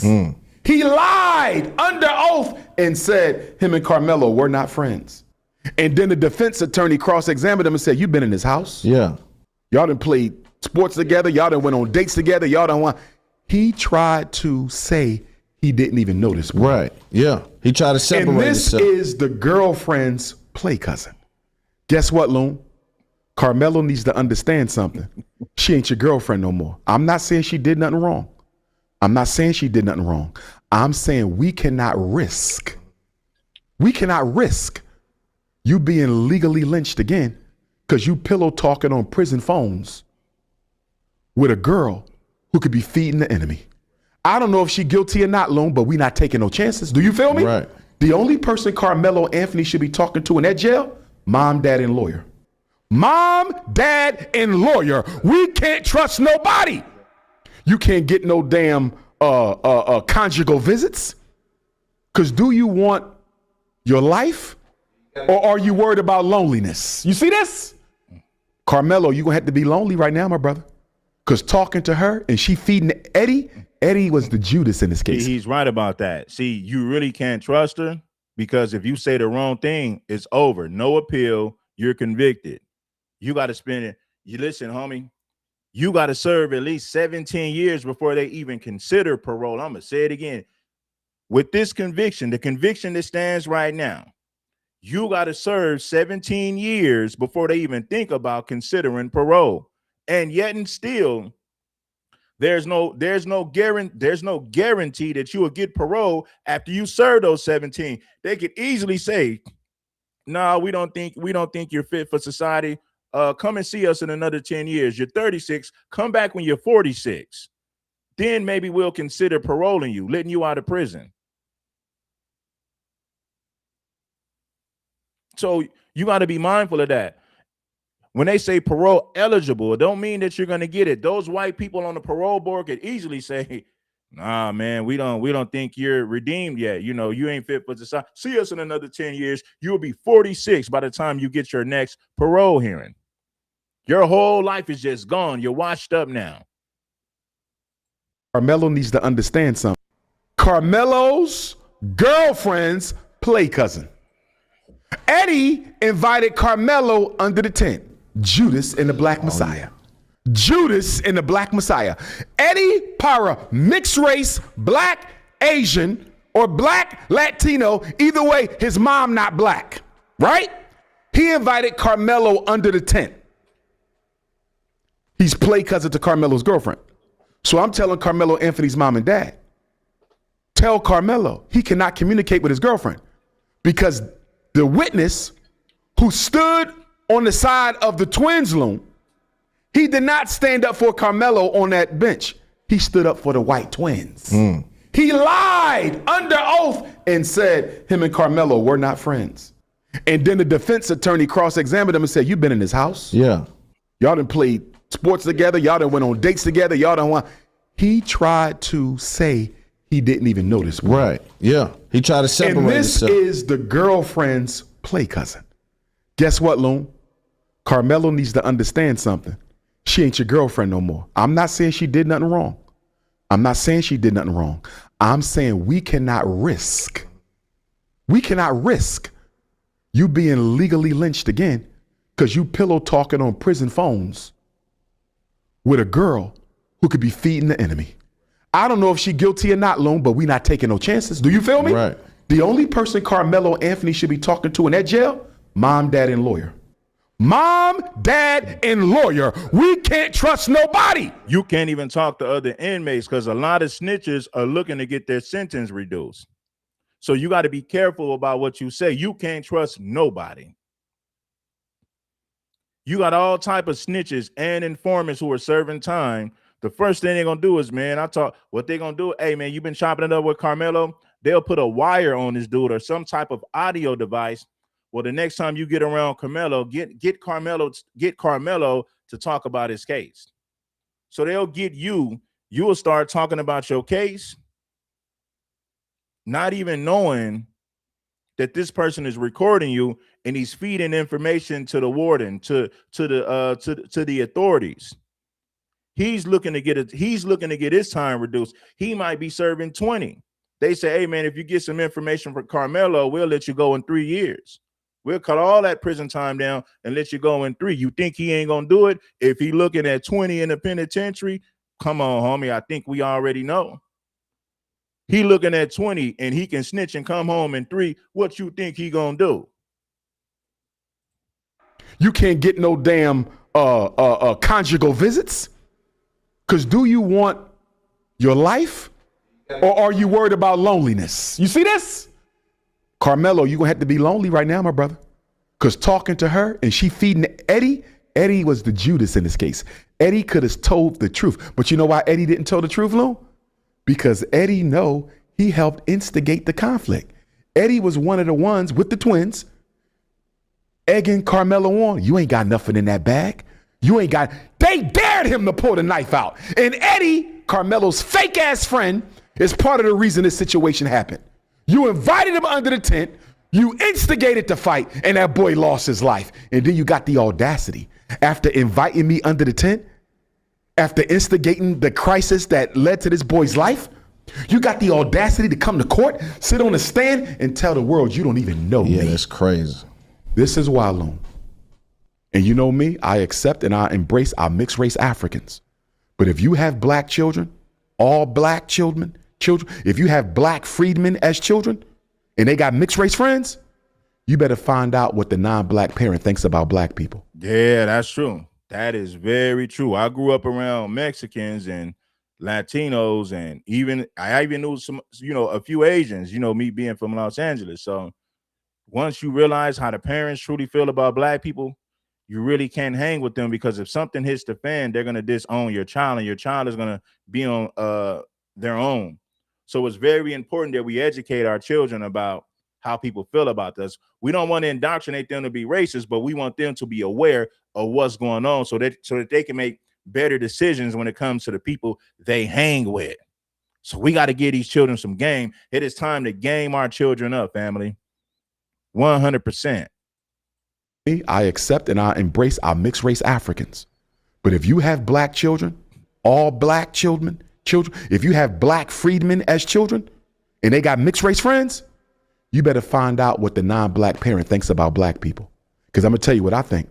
I believe Eddie's Asian or Latino mom sat his ass down and told him, you're going to side with the white boys, because we ain't going to get nothing out of siding with no ninja. Let me ask you, what do you think about the father of Austin Metcalf's behavior? He got on the internet yesterday or the day before. I'm assuming it's real and that it's not real. AI. I seen the whole thing, hour long. And he called Karmelo Anthony's mother a drunk bitch. He called Karmelo Anthony a watermelon felon and called his father a pussy. Drew Anthony, you're a coward, and you raised one. Kayla, you drunk. What'd you do to that boy to make him stab somebody? My God, what kind of mother are you? Hey, Kevin Hayes, you liar. Day after it happened, how many lies did you sit and type up on your keyboard, you big keyboard warrior? You a big tough man. You still live in Baton Rouge? Remember you said you'd come to Frisco, buddy? You're supposed to find me. I told you we could sit down and talk. That's all you do. Talk, Mr. Squeaky Clean. You're the only one in your family without a damn record. I guess that's something to brag about in your culture. You people hang your hat on the dumbest shit I've ever seen.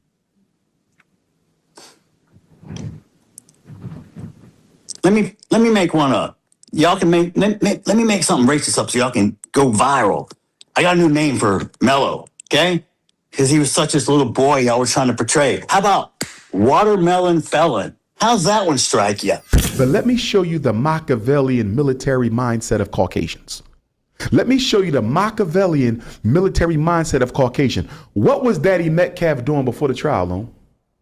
He was being very aggressive. No, before the trial started, he was going to the press conferences, extending an olive branch. Well, no, one of them he went and he was standing they kicked him out. They did, but he said he came there to be supportive. So he tried to act like he was. He tried to act like a friend to the. That's what he was doing. He's trying to play both sides. Dr. Umar is right about that. Pete, I'm gonna be quiet and we're gonna finish the rest of this clip out. But Umar is saying some real shit. That's exactly what happened. He pretended to come in peace. Once the courts released the gag order, now he can say whatever he want to say. You know why they put a gag order on this dude? They knew he would say something to mess up the case because he was emotional. So they put a gag order on him for his own benefit so that they can win the case. They didn't want to jeopardize losing the case. So with that being said, this is what they did. They said, okay, well, we got to shut Jeff Metcalf up, because if Jeff Metcalf do interviews running his mouth, he might say something to fuck up the case. Excuse my language. So to avoid all of that, we're going to put a gag order on this fool. We cannot afford for him to mess up the case by running his damn mouth, going to these different platforms. So that's exactly why they put a gag order on this fool until the trial was over. Okay? Because he was such this little boy y'all were trying to portray. How about watermelon felon? How's that one strike you? But let me show you the Machiavellian military mindset of Caucasians. Let me show you the Machiavellian military mindset of Caucasian. What was Daddy Metcalf doing before the trial, Lone? He was being very aggressive. No, before the trial started, he was going to the press conferences, extending an olive branch. Well, no, one of them he went and he was standing in they kicked him out. They did, but he said he came there to be supportive. So he tried to act like he was. He tried to act like a friend to the Anthonys to get inside. What's the movie coming out right now, Lone? Odyssey. Everybody need to go watch Odyssey. What was the basis of Odyssey? It was the Trojan horse. We're going to pose as a friend. Send them a gift. And once the Trojan horse is behind enemy territory, let loose and destroy their ass.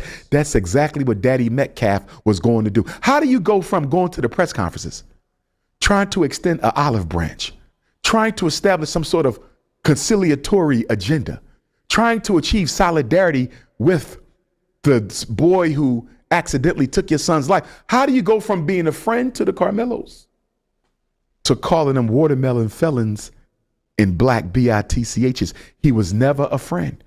You cannot trust your enemy, Loon.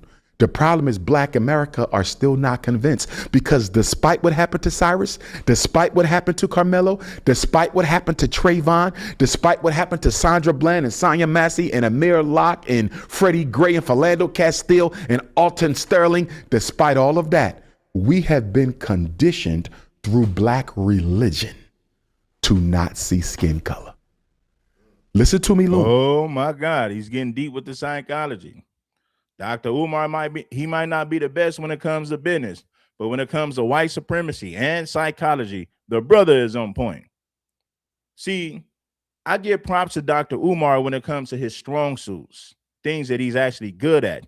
Business, not so much, but when it comes to white supremacy, psychology, and black empowerment, for the most part, I agree with him. Now, I don't agree with all that Pan-African stuff. All that old Pan-African, yeah, that's something else. But when it comes to white supremacy and human psychology, the brother is on point. Hit the like button, man, and support the show. You already know. Conditioning is trying to achieve solidarity with the boy who accidentally took your son's life. How do you go from being a friend to the Karmelos to calling them watermelon felons in black bitchs? He was never a friend. You cannot trust your enemy, Loon. The problem is Black America are still not convinced, because despite what happened to Cyrus, despite what happened to Karmelo, despite what happened to Trayvon, despite what happened to Sandra Bland and Sonia Massey and Amir Locke and Freddie Gray and Philando Castile and Alton Sterling, despite all of that, we have been conditioned through black religion to not see skin color. Listen to me, Loon. Conditioning is stronger than intelligence. Did you hear that? Intelligently, Loon can see all the facts. These people cannot be trusted. That's your intelligence. Your intelligence is a small part of your mind. Most of your cognition is subconscious conditioning. Black people are in an intellectual straitjacket created by religion that tells us we cannot consider a person's skin in deciding how we deal with them. Austin Metcalf's father has shown Dr. Umar cooking in this thing. I can't lie. He cooking with fish grease, man. He cooking with dirty fish grease, man. Now you bring that fish to the barbecue. You bring it to the cookout. If you're not FBA, he ain't welcome to the damn cookout. You ain't finna go back to repeat our damn secrets. And we got to scan everybody for a damn wire. Even the FBA people that come through got to be scanned for a damn wire. You see what I'm saying? We got to get rid of this damn problem. There's a major problem with our society and our community today. We got Sambos. Think about this, homies. Think about this, family. Look at all the Sambos we got. Angry Man, Anton Daniels, Officer Tatum. If you a black man and you pretending like you don't see that Angry Man is a Sambo, you pretending to be blind, homie, and I can't trust you either. Straight up. If you a black man and you pretending like you don't see that Tampon Daniels is a Sambo, I don't trust you because you're pretending like you're blind, like you don't see what we see. Officer Tatum is the enemy to black people. He'll do anything for money. Charleston White, he's no better. He plays both sides of the field. I'm going to cook these fools in dirty fish grease. We barbecue and we cooking. If you're not FBA, you ain't welcome to the cookout. And even if you are FBA, we're scanning everybody for wires. We're scanning everybody for electronic devices. Sambos and raccoons are not allowed. FBA only. Himself to be someone out now that the gag order is lifted. He's been really doing a lot of ranting, and so he's been saying some things. He's letting me. You know how he really feels. Yeah, it been saying some interesting things to me. Also, when they did the victim impact statement, he looked at Karmelo and he said, "Look at me." He like demanded that Karmelo look at him, and Karmelo wouldn't look at him. And then he said something about, "You will stab my son, but you won't look at me." And he proceeded on the victim impact statement stuff. And Karmelo never said nothing. I think they were underdeveloped in their approach as the defense. What you're saying is the defense. Yes. Carmelo's family and team. Yes. Were not properly prepared. Yeah, and I for think this they were trial. too arrogant. They thought they were going to win this for whatever reason, but they had Carmelo's team. It was so many people you could have pulled from. You could have got the private investigator. You could have got people come up there to explain certain things, even after the verdict. But remember what Karmelo's father said in his defense. He said he went to black attorneys and they told him to go with Mike Howard. You see this? So Karmelo's mother and father Loon did their part. They consulted with black attorneys, and the black attorneys were too afraid to fight for Karmelo. You see that? And they wasn't just afraid for their safety, Loon. They was afraid to lose money from future white clients. Everybody is guilty in Karmelo's conviction. We all played a role in that. From the mindset they have about black males, hip-hop artists, you guilty. Black people being colorblind, all white jury. Do you know there was a black woman? I don't know who she was. How they gonna say this is not about race and not one black person on a damn jury? How they gonna say this is not about race and Casey Allison stabbed somebody multiple times and he was not convicted on the first-degree murder charge? Karmelo Anthony stabbed somebody once, runs off. Casey butchers somebody, stands over on to finish the job, and clearly it was premeditated. There's text messages out there. You got text messages out there prior to the murder. Kaysen sent text messages out to his friends. He told everybody he wanted to hurt Jose bad. He wanted to put him on life support. He wanted to do him dirty. He wanted to hurt him so bad. None of these white people campaigned for a first-degree murder charge. Why? Because Kaysen Allison has the complexion for the mother effing protection. Signed, sealed, delivered. There's no way you can get around that. So when they tell you this has nothing to do with race, they are full of SHIT with a capital S. They interviewed her outside the courthouse, Loon, and guess what she said? And they told him to go with Mike Howard. You see this? So Karmelo's mother and father loon did their part.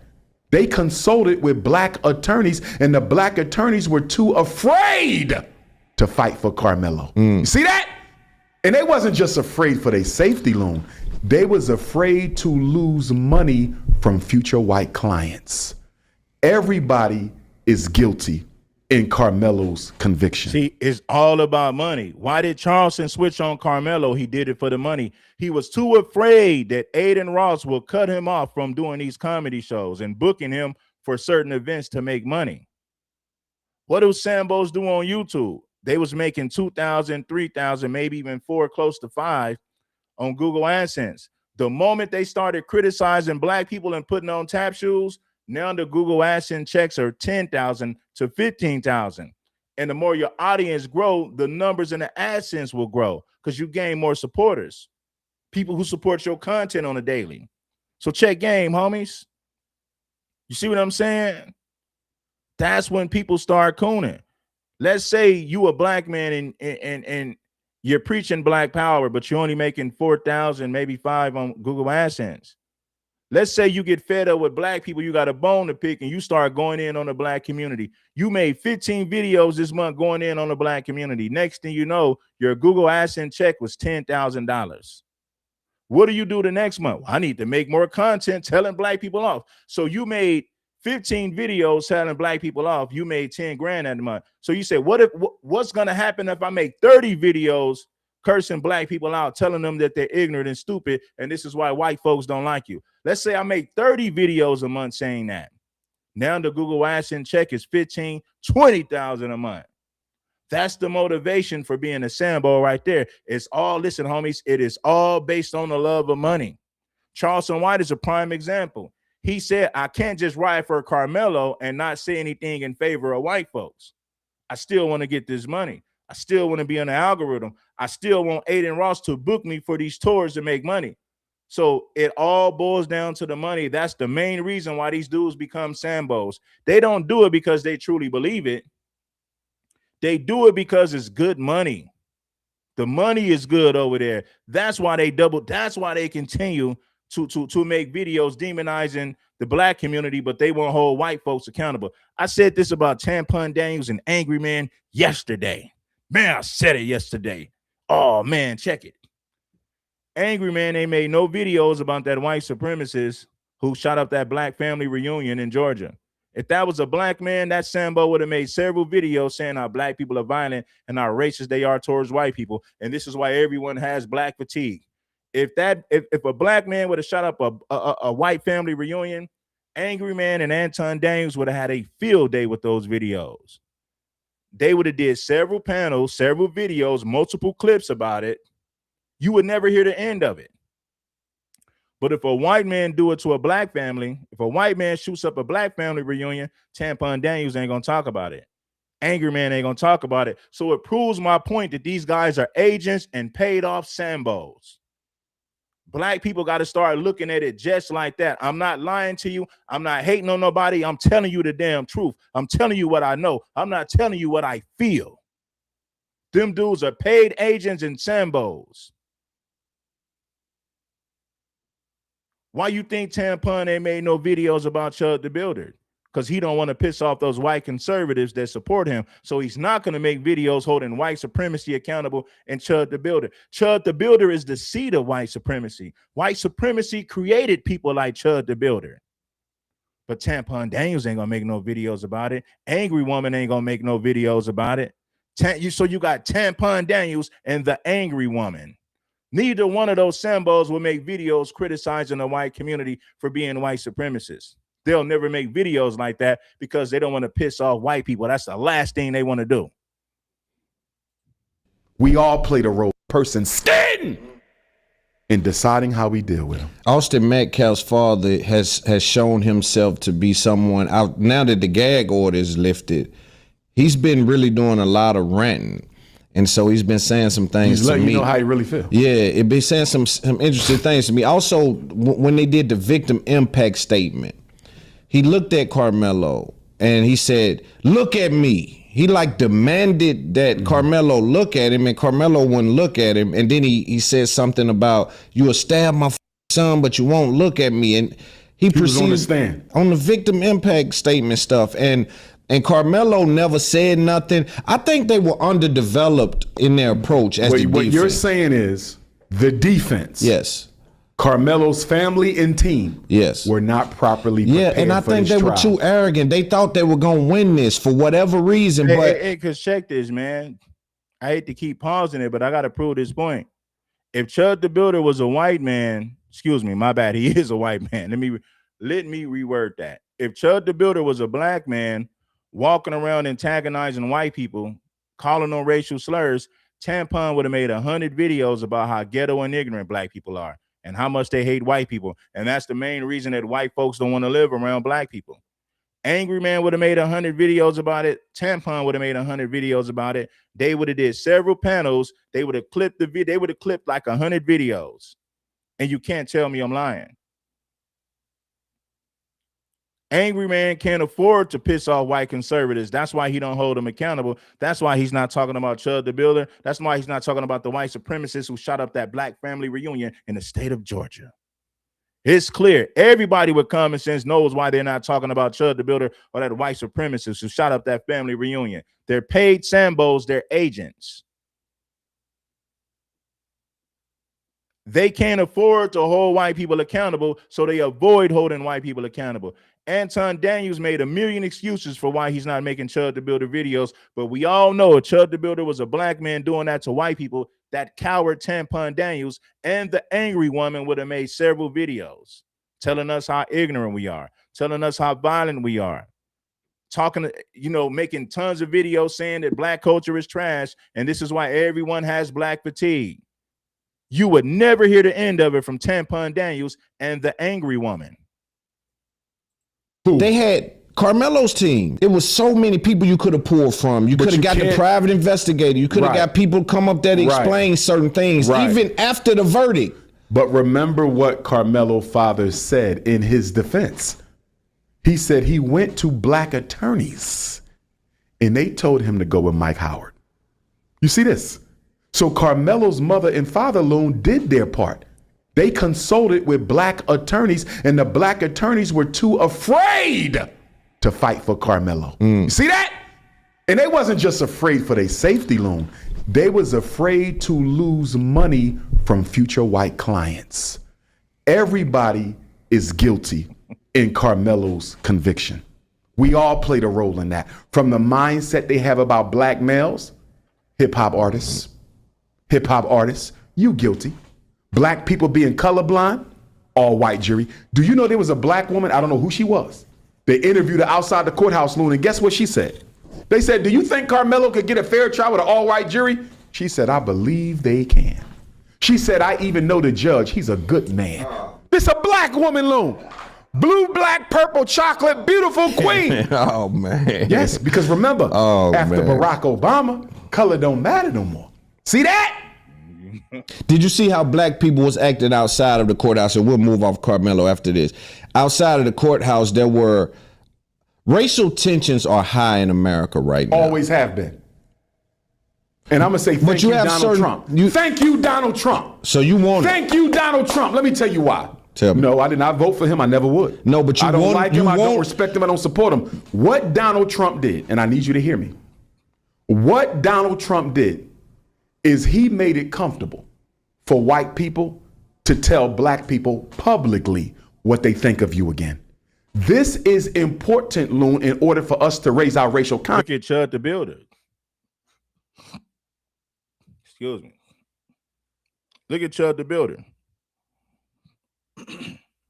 Chud the Builder got famous for calling black people the N-word, and white people raised $1 million for his legal defense.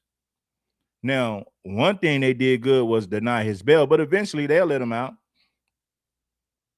Eventually, they're going to let him out. White supremacists are spanking Chud the Builder for bringing too much heat on white supremacy.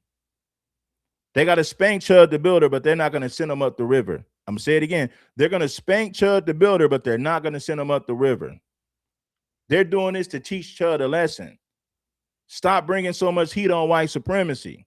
That's why the white supremacists are spanking Chud by saying, no bail, you got to sit your monkey ass in jail.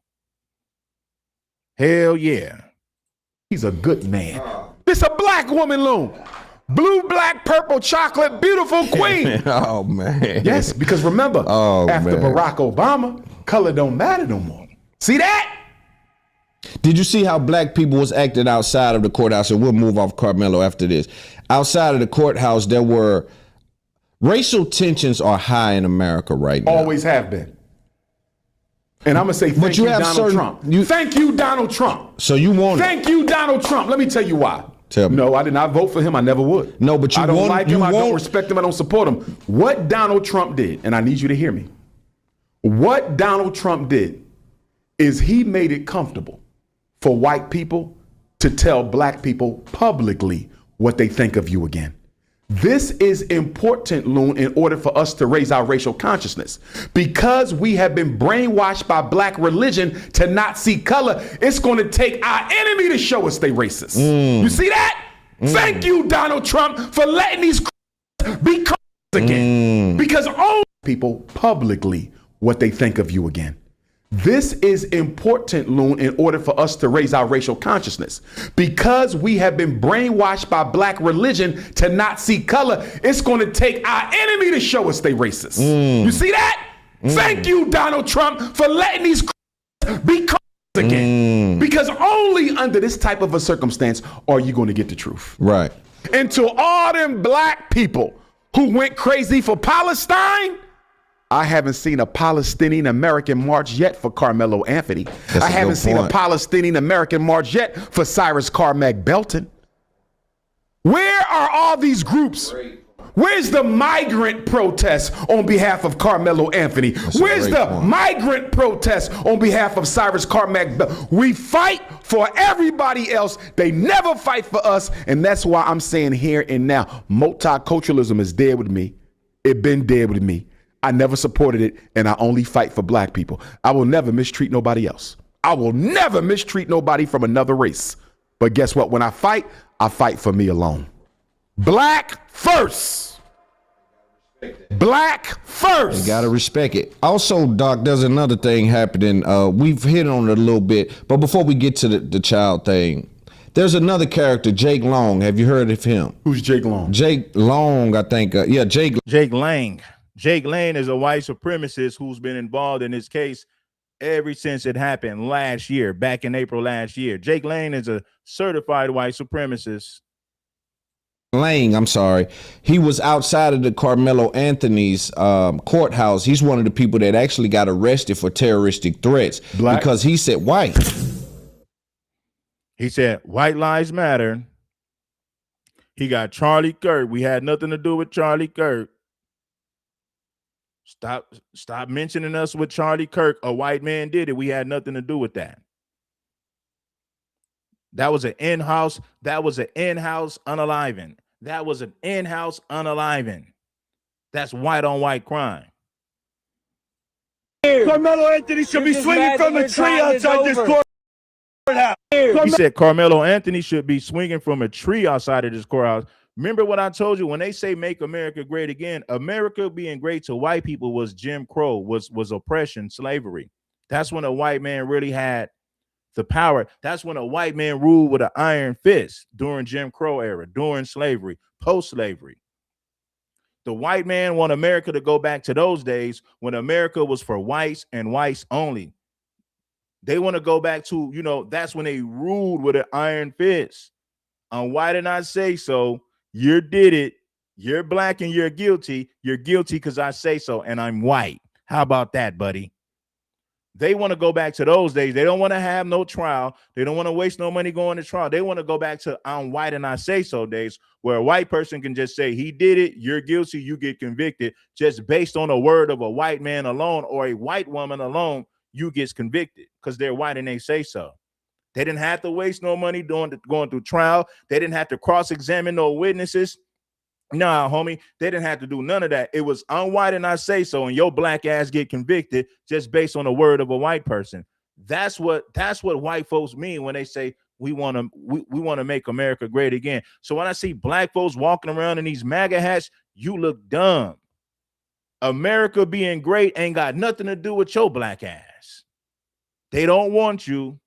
They tolerate you. They don't want you. They tolerate you. There's a big difference. Now, make sure that you guys hit the like. I want y'all to hear what Jake Lang said about Karmelo Anthony. He said, we want to hang him from a tree, because what did they do back in the days? They hung black people from trees to prove their point. You didn't have to cross-examine no witnesses. If a white person said you did it, you was guilty.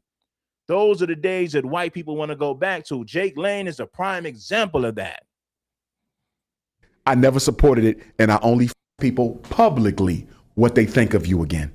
This is important, Loon, in order for us to raise our racial consciousness. Because we have been brainwashed by black religion to not see color, it's going to take our enemy to show us they racist. You see that?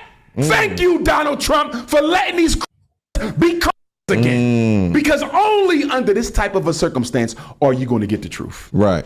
And to all them black people who went crazy for Palestine, I haven't seen a Palestinian American march yet for Karmelo Anthony.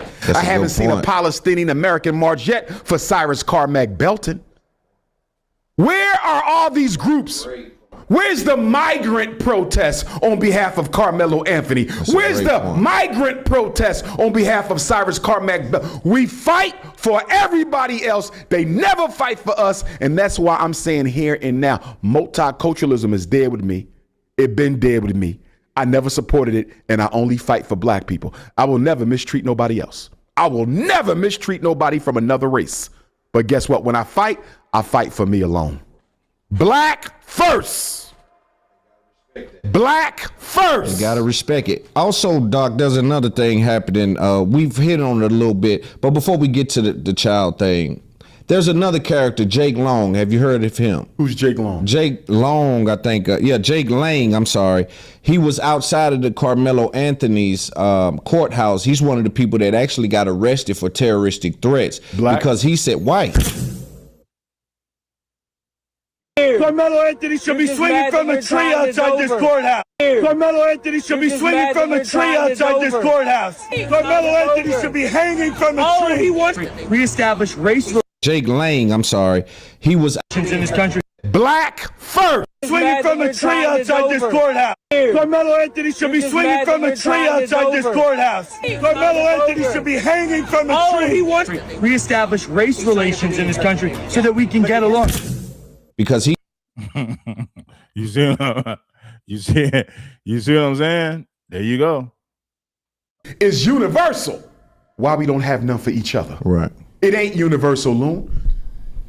Compassion and love for your non-black enemies is not a function of your spirituality. It's a function of your lack of self-respect. The reason we forgive white people as soon as they unalive us is because we deeply desire validation and acceptance by white folks. If you notice, Daddy Metcalf never forgave Karmelo Anthony for what happened to his son. But let that have been a black mother or a black father. They would have forgave him the minute they got the phone call. We don't teach people to respect black life because we forgive them as soon as they take black life. You ain't never seen no white person forgive no black person. Even in a justifiable homicide, which is what Karmelo's situation was, they ain't never forgiven. Only black people do that. It has nothing to do with Jesus, Muhammad, or spirituality. It's about your need for white validation. Now you think about angry woman. Think about the angry woman in Tampon Daniels. We know that they're pandering to white people, but they'll do live streams and convince you that they're not. They're just holding black people accountable. But they won't hold white people accountable to that same level that they hold black folks to. They won't do it. The play is easy to see. Come on, black people. The play is easy to see. The fact that Tampon Daniels and the angry woman still has a black the fact that Tampon Daniels and angry woman still has a black following is crazy. It is crazy. If it was all about accountability, Tampon would have made several videos about Chud the Builder calling out the mentality of white supremacists in this country, but he won't do it because he's too much of a damn coward to do it. The same thing for the angry woman. The same thing for the angry woman. If it was all about accountability, you would see Chud the Builder videos on both of these Sambo's channel. You would see them calling out the mentality of white supremacists in this country. You would see all of that if it was just about accountability. No, what it's really about is tearing down black people to stay in the algorithm to get bigger Google AdSense checks. That's exactly what it was about. Because listen, check it out, homie. If it was all about accountability, then you would hold white people accountable to the same level that you hold black folks. Let's go. You think that the 35 years felt like justice, though? What it should have never came to that, first of all. It should have never came to that, first of all. So you think he should have got off innocent of the charges that was brought on Karmelo Anthony? Let's go back, because you're putting the cart before the horse.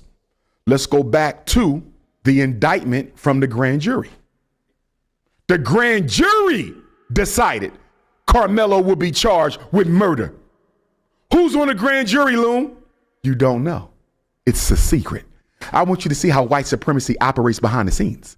You can't challenge the grand jury, Loon, because you don't even know who they are. Right. So the people who decided this 17-year-old would be charged with murder are complete secrets. And you and I both know they all white. Are you with me? So first, deal with the grand jury.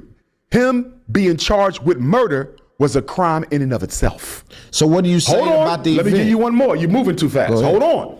In Texas, if you're 17, you're automatically tried as an adult. Grand jury had no control over that. Are you with me? Yes.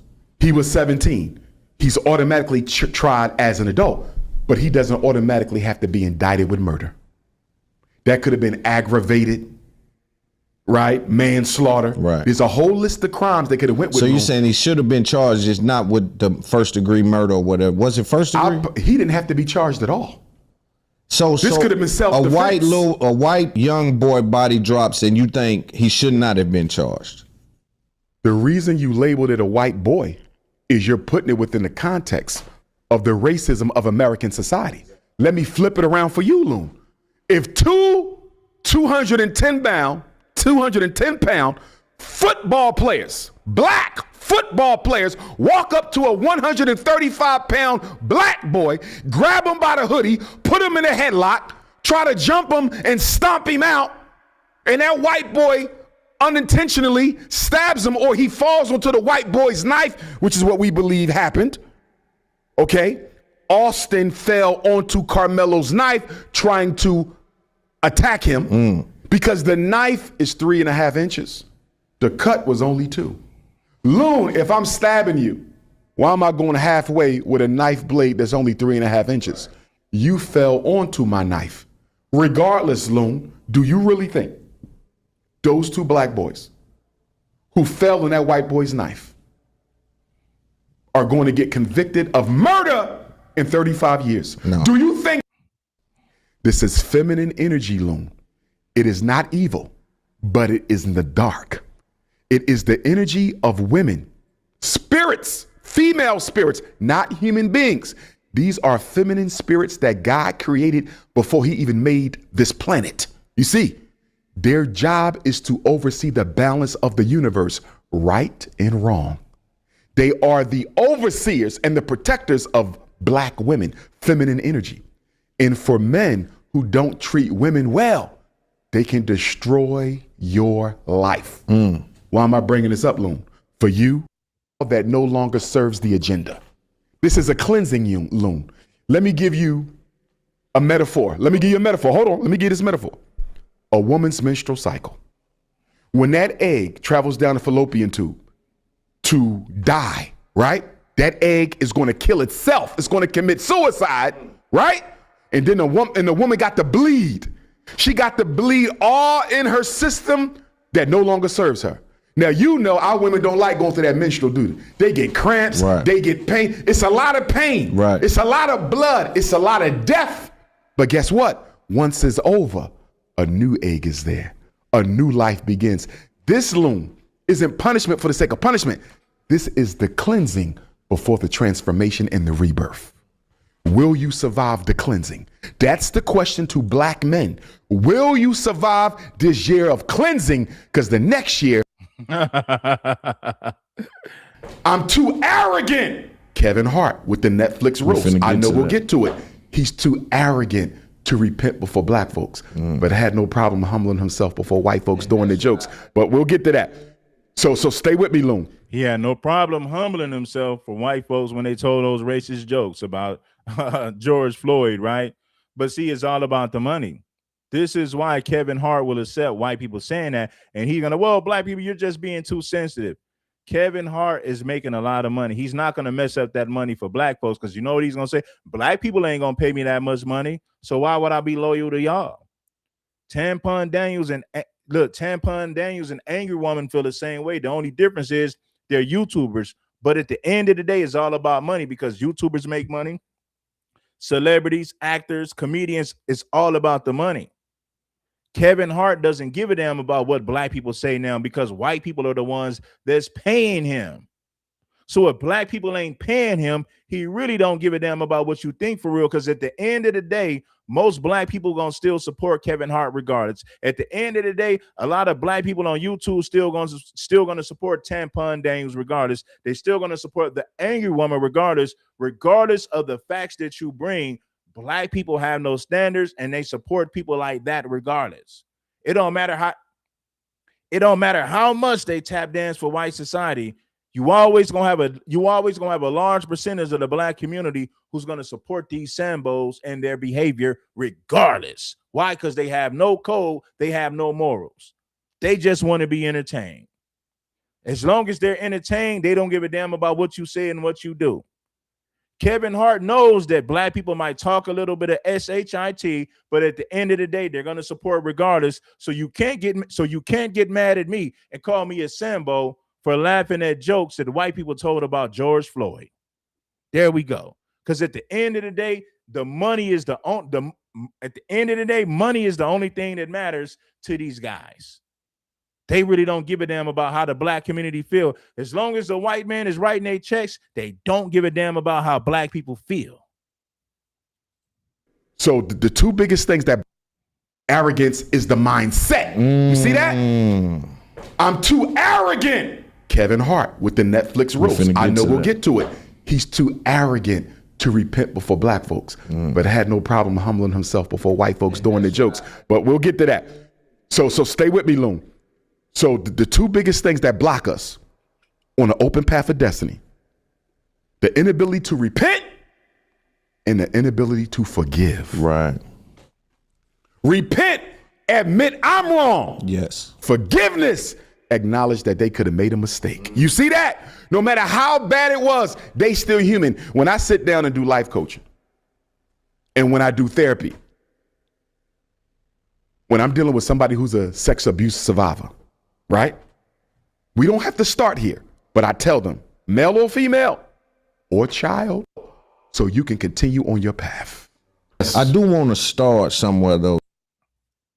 You guys want to hit the link, man. Who want to hit the link? If you want to hit the link, you're welcome to hit the link. You can pull up to speak.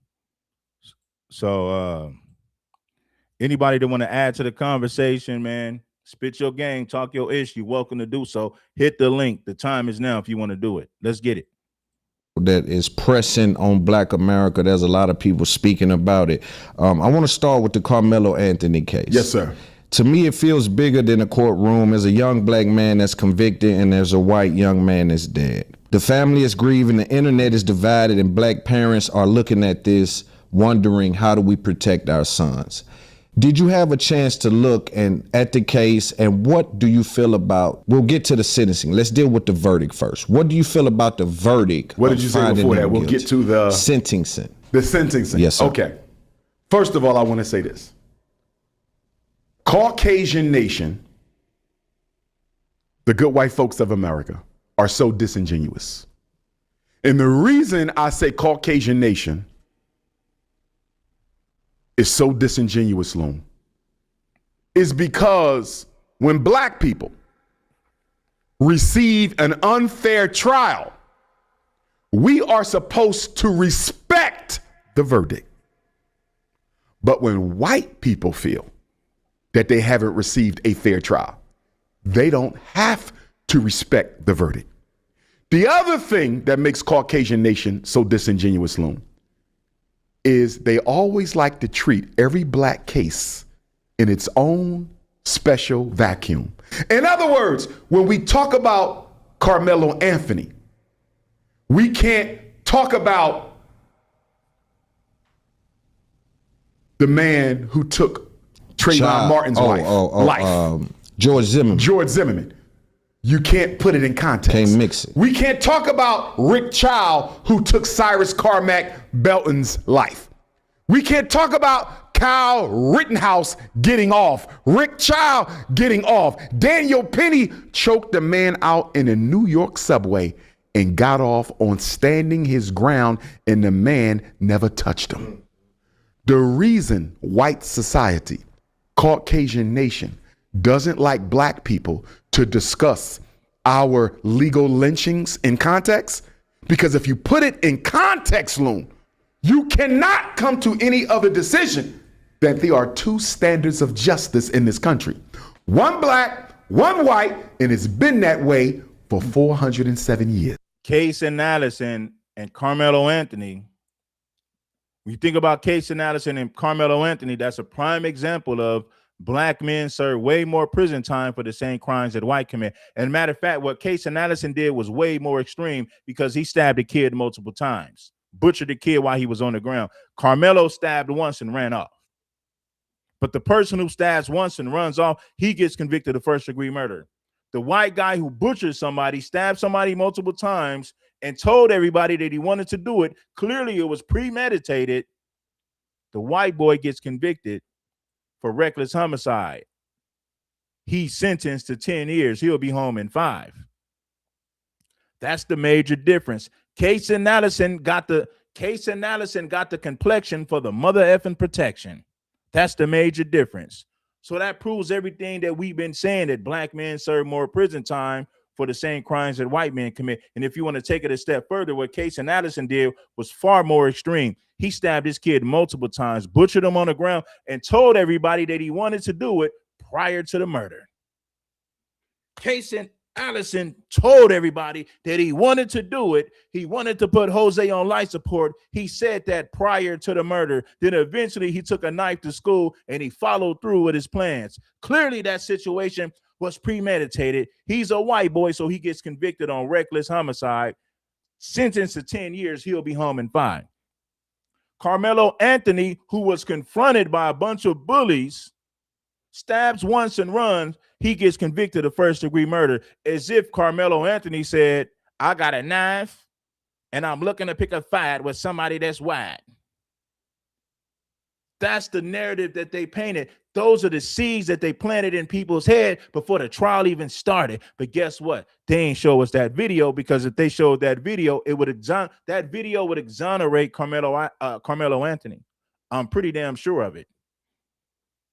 Huh?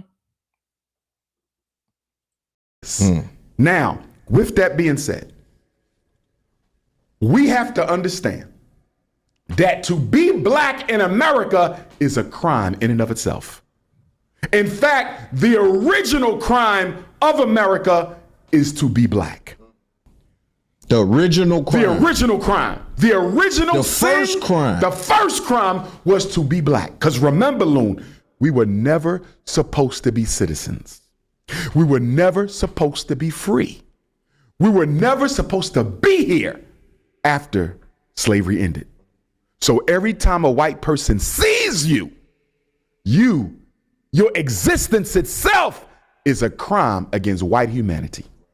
Now, with the Karmelo Anthony situation, we also see clearly that black people have no legal right to stand your ground, even in a state where standing your ground is legal. That's crazy to me. And so for me, that affects my understanding, because I'm having trouble comprehending how, okay, I'm sitting down, he's standing up. Before we get into the details of the case, though, do you think he got a fair trial, Karmelo Anthony? He could not get a fair trial. It was impossible. It was impossible. He's in Collin County, Texas. Black people are 10%. If that, how is he going to get a fair trial? Loon, if the trial was going to even attempt to be fair, why would there be no black jurors? For the trial to even, the Constitution says you're supposed to be tried by a jury of who? Your peers. They had a jury of all whites. Every man was Caucasian. 3 Asians, 1 Arab. Now, I want to say this to Black America Loom. Multiculturalism died with Karmelo Anthony's conviction. Multiculturalism died with Karmelo Anthony's conviction. And the reason I say multiculturalism died with Karmelo Anthony's conviction is because if non-white people of color gave a damn about us, Karmelo wouldn't be in jail. Asians don't care about you. Arabs don't care about you. Latinos don't care about you. If they did, Loon, why is there no difference in the outcomes when they are asked to weigh in on the guilt or innocence of African people? All non-blacks in America are. All right, so listen, man, we're gonna wrap this thing up, man. I think we didn't dropped enough on this content right here. I appreciate everybody for pulling up. Make sure that you guys bless the like button, and I need everybody that's watching right now. Hype the videos. All my live streams that I did, make sure that you guys hype all the videos, man. It's real. Special is he said Texas is a special kind of monster. Hey, man, don't mess with Texas. They told you, hey, man, don't mess with Texas. You know, it's crazy out there, man. But it ain't just the state of Texas, man. I mean, these laws are rigged against us everywhere. These laws are rigged against us everywhere. Case in Allison, a white boy butchered somebody. Clearly, it was premeditated. He gets convicted of reckless homicide, sentenced to 10 years. He'll come home in 5. Karmelo, who stabbed somebody that confronted him, stabbed somebody that put their hands on him, he gets convicted of first-degree murder when there's no evidence to prove that it was premeditated. That's crazy.